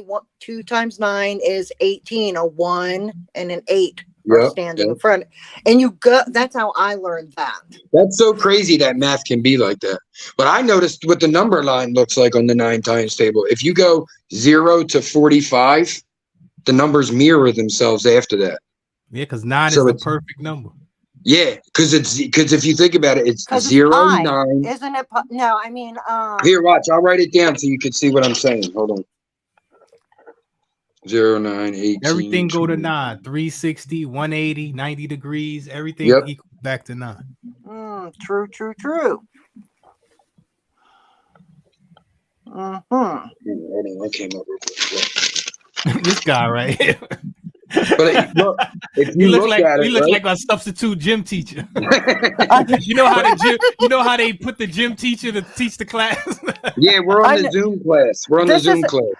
Yeah, no, KTR and I are in lockdown. We're in our. But if you look, go past and don't count 9 and 0. But look, 18, 27, 36, 54. Now that after that, the numbers start to they reverse. 45, 54, 36, 63. So that's how, and then 90 would be your last. That's what I picked up on that early. Yeah, well, I used to use my hands, and then when I would do my times tables with the kids to help my kids, my son, I would say to him like, "What's 9 times 4?" And he never, until he learned it. Then I come to what's 4 times 9, and he still wouldn't get it, like reversing the numbers, like as you do the table. Because my in parents math, were lucky. If you do 4 times 9, if you put down your 4th finger and everything before that is 10, so that'll be 30, and everything after is 1, that'll be 36. Right. I just look at it as the numeral itself. Right. 3, 6. See the problem. Now with you will have to make one of your you will have to make one of your fingers that 0. Yeah. In order for it to work. Right. Yep. The problem with schooling today, even math, is that Common Core shit. It's like they took an idea and a premise that was right and they changed it for the bad. It's like Common Core math is easier. Like if you asked me 36 times 36, it's easier to go 30 times 30 and 6 times 6 and then put them together. That's how I do it in my mind. That's how I do math real quick. I never thought of it like that. Oh, I always do it. Like if you told me like 25 times 20, I would do 20 times 20 is 400 and then the 5. But you just times those. Yeah. That's how you get it real quick. The same thing. A lot of people don't think like that. Yeah, I'll tell you what, my parents were lucky at how good I was at like the basic math, addition, subtraction, multiplication, and division. They were lucky at how like I picked it up like nothing. I'm going to tell you Single digit multiplication I learned in a day. 5 times 5, 8 times 8. If you don't learn that's why they call it reading, writing, and arithmetic. Because in math, if you don't know your addition and times tables and subtraction, you're fucked if you don't know that. The further you get into math. Yep. Yeah, the other 3, algebra, geometry, and calculus, you only need those for specific jobs. The others you need. Yeah, I learned. You need to function. I learned math from like selling drugs and counting money. I learned more. I'm gonna tell you what, my son didn't learn fucking math until he fucking got older too. Yeah, like listen, I learned more about like dry and wet measurements, cups, shit like that in food in restaurants I worked in than I ever did in school. And I learned more about weight from drugs than I ever did in school. Yeah. Like I did not know an eighth of an ounce was a 3.5 before I started selling weed. Right. No, I can remember his dad telling him, "Don't." He's like, "You better know your fucking money, man. You better." You know what it is though? We had to memorize math. These kids don't. That's the difference. Right. Common Core is about not having to memorize, and it's like no, memorizing is what's worked for hundreds of fucking years. Yeah, and I don't know how kids go learn in school because if I could bring the smartphone, I'll be a genius. I'm good at cheating. I'm excellent at cheating. Yeah, but no, you don't always have to cheat. I had a teacher, my history teacher in high school would give us 10 questions. The first 9 were true, and the last one was false. Every week for a year. No, like all of us were getting hundreds. Spelling's my thing. Math. I loved reading. I'm actually friends with my English teacher on Instagram. I love books, reading, interpreting things, discussing things. I'm like one of those type. I don't even. Yeah, I was good at science. I was in Regents science. They kept kicking me out the class. So yeah, I almost got fucking locked up for my biology teacher. I had a crush on my biology teacher. Lord. Did he speak with an English accent? No, he was a real muscular. He was a real muscular, melanated man, but he was gorgeous. Lord have mercy. Lord have mercy. You know what I used to do? I used to steal the teacher's guide. That's the first thing. That was my first mission in every class. And that's how I know. No, I can imagine KT like selling. He would like do like. You were like really, really, really smart, and kids would have you write their papers and stuff, and you charge them like 50 Oh no, bucks. I did I'll that. teach him how to I cheat. did that. What I used to do, I remember I got in trouble and the dean made me reorganize the cabinet, and I got all of everybody's numbers and address. I used to sell the girls' numbers to the Oh my God.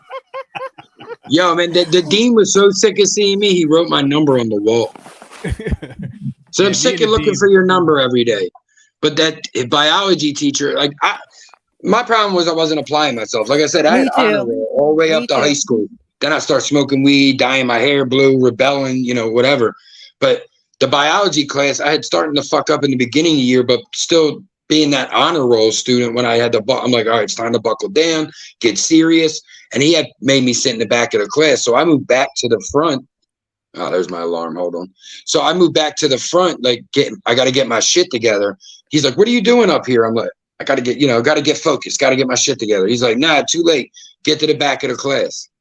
So on my way back, I'm like mumbling to myself, and I'm 16, 15, fucking asshole, blah, blah, blah. He's like, what was that? I was like, nothing. He's like, talk is cheap, Mr. Murphy. I was like, so's your tie. And he's like, that ain't what your mother said. I was like, what? Dude, I threw a chair. I almost fell from like trying to turn it. I tried pulling a 180 so quick, I almost rolled my ankle. Wow. I said, I'll fucking kill you, pussy. They were like, whoa. I can imagine. We're gonna call it 24th. I'm like, all right, I'll come down. I'm gonna go to jail. KT, he had his purple hair and his black fingernails and shit. Exactly. He was. That's what he was. I didn't have purple hair, but I had colored hair. I remember I almost got arrested for trying to cut the teacher with a scalpel. Oh, yeah. It's good reason. It's good reason. I told the what was police. wrong? I don't what know. happened? I don't. What happened? What happened? Bad day. We got into something, and he took Here me he goes. outside. He's like, what happened was. Yeah, I think I was acting up in class. He took me outside and grabbed me by my shirt and threw me against the wall. So I'm good at science. Shit. So the science teacher loved me. So I said, I went over there and said, I forgot something. So we was dissecting frogs and shit. So my man got the scalpel. Oh my God. Yeah, I told the police to take me and don't let me go home with my mother, please. I remember you sort of telling this story. Yeah. Oh my gosh. I was cutting one time. The fucking cop was chasing us, and the fucking auto shop teacher grabbed my book bag. Man, I was punching him behind my head so much. I was like, get off me, get off me.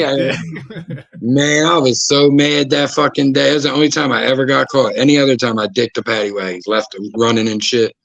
He grabbed my fucking horrible, book bag. and my boys were horrible. My receptionist knew the police at the school because they'd call me every fucking day at work. Gotta love them. Yeah. I gotta wrap it up, y'all. This was a great show. I gotta wrap it up, though. I gotta get ready to go get Kels. I want to thank Pammy, my co-host. I want to thank King Troll for rocking out. Great talking with you, brother, as always. I'm the guest host. Yeah, guest host. No. You're no. It's our honor. Please, we love having you with us. No, definitely. No, we had a couple good conversations when he's come over, so he's always welcome. As for our other panelists tonight, I got to go back and see how welcome you are. KT brings some class to the panel. Exactly. Thank you. No, we can have conversations about tons of different shit when it's me and KT, so I'm always good with that. So next time, if old boy get up here, just know. Let's go. Oh yeah. Listen. Hey, next time I'm gonna be host. You ain't gonna have to worry. Oh my God. Jesus. Yeah, like I said, I wasn't usually, you know me, I'm always in the chat. I wasn't even paying attention because I was engrossed in the conversation. I was smoking. It was. I started seeing a few comments. I seen Honda like, sorry, Murph, but you know I can't. And I'm like, wait a minute, what the fuck just happened? Honda's apologizing for something. Yeah, Honda don't play that shit, and then Selena jumped in on that. No, shit. I thought exactly where she was coming from. I got a 17-year-old. I ain't playing that shit. Yeah, that's true. That's wrong. It's fucking wrong. Weird. Yeah, it's wrong, and we're not gonna like it. Like, why would you think people would? I don't know. Well, I appreciate you letting me jump up here late as I was. I was just trying to get Kelsey ready. Demetrius is coming. I'm sorry. She's coming to pick her up because they're got to go to the airport. She leaves for PR tonight. Oh, wow, lovely. That's going to be fun. I hope she has a good time. Yeah. No, that's what I'm saying. Other than that, I think this was a great fucking show. That's why stuff like that really pisses me off. Right.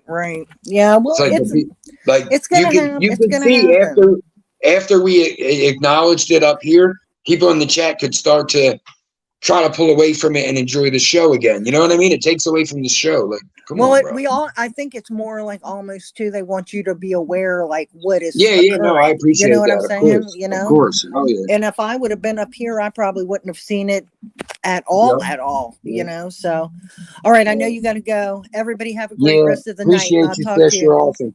All right. Talk to you later. See you later. Bye.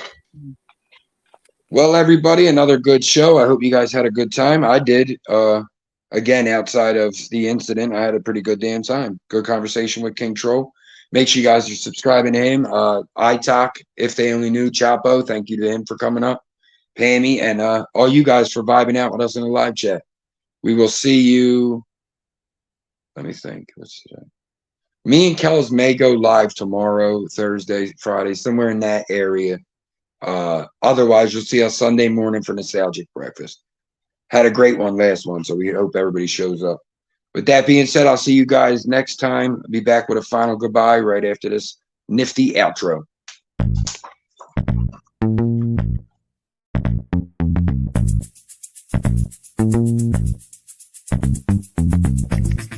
imitated, never duplicated. DirtyKenzo Productions.